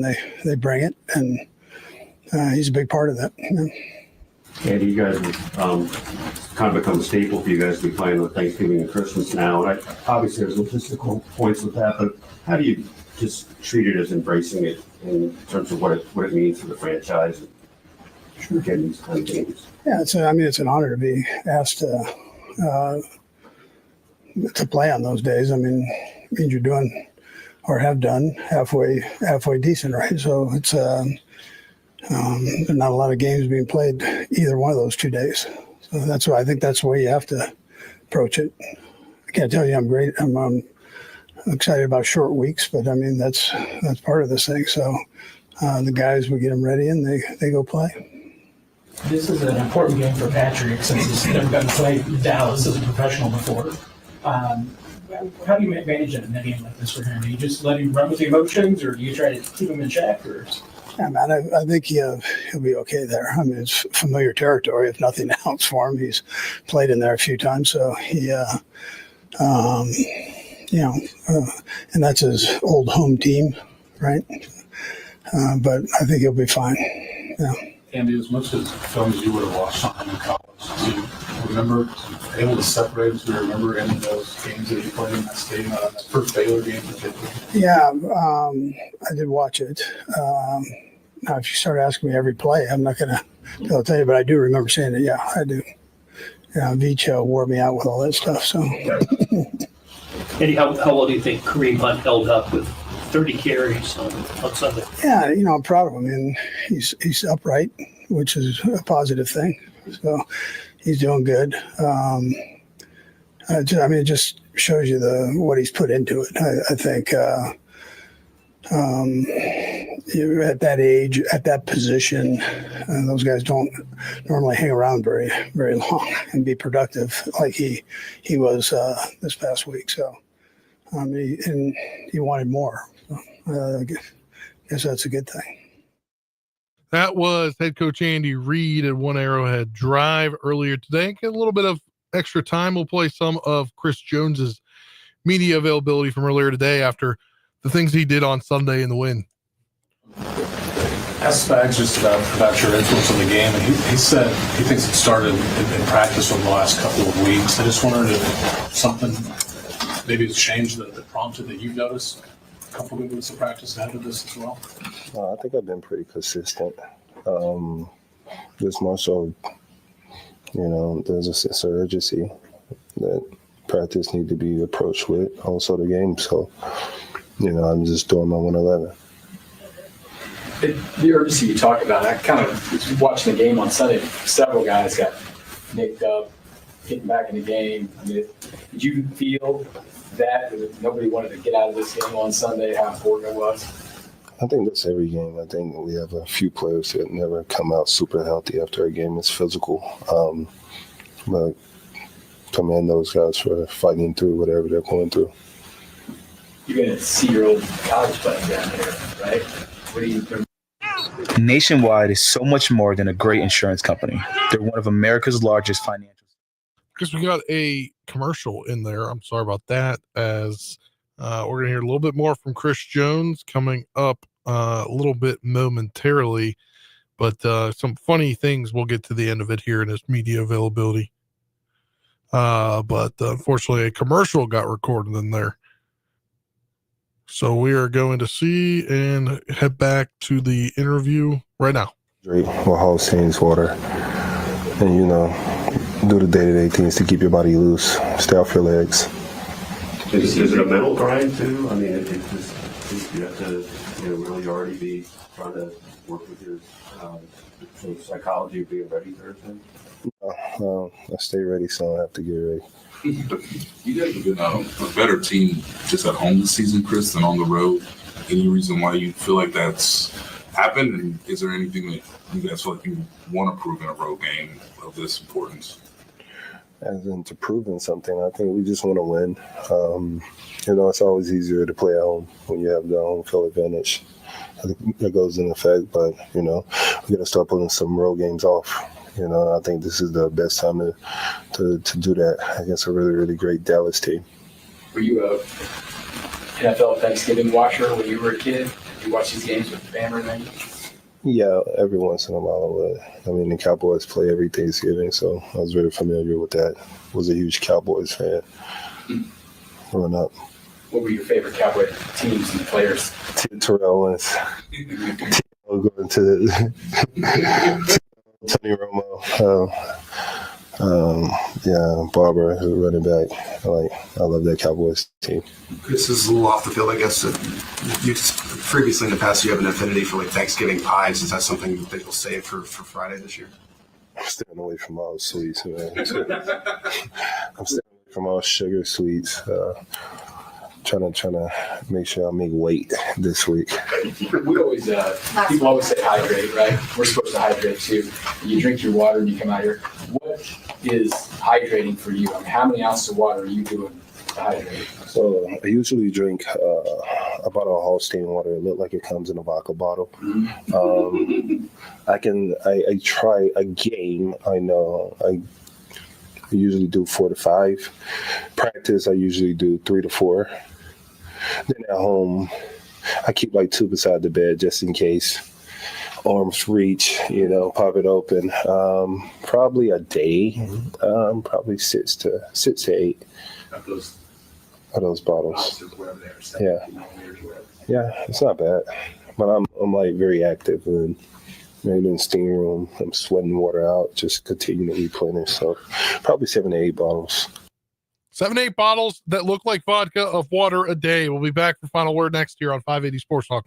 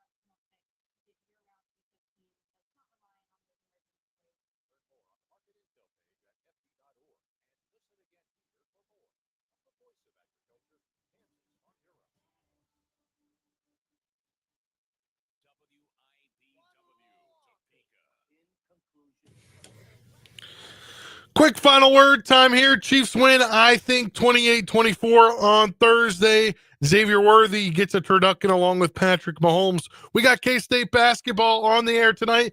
Ichabod men's basketball on Country 106.9. We'll have state championship coverage as Rossville takes on Sterling Friday at 12:30. We will talk to you again on Monday. We've obviously got Chiefs football, K-State men and women's basketball. That's all coming up this weekend.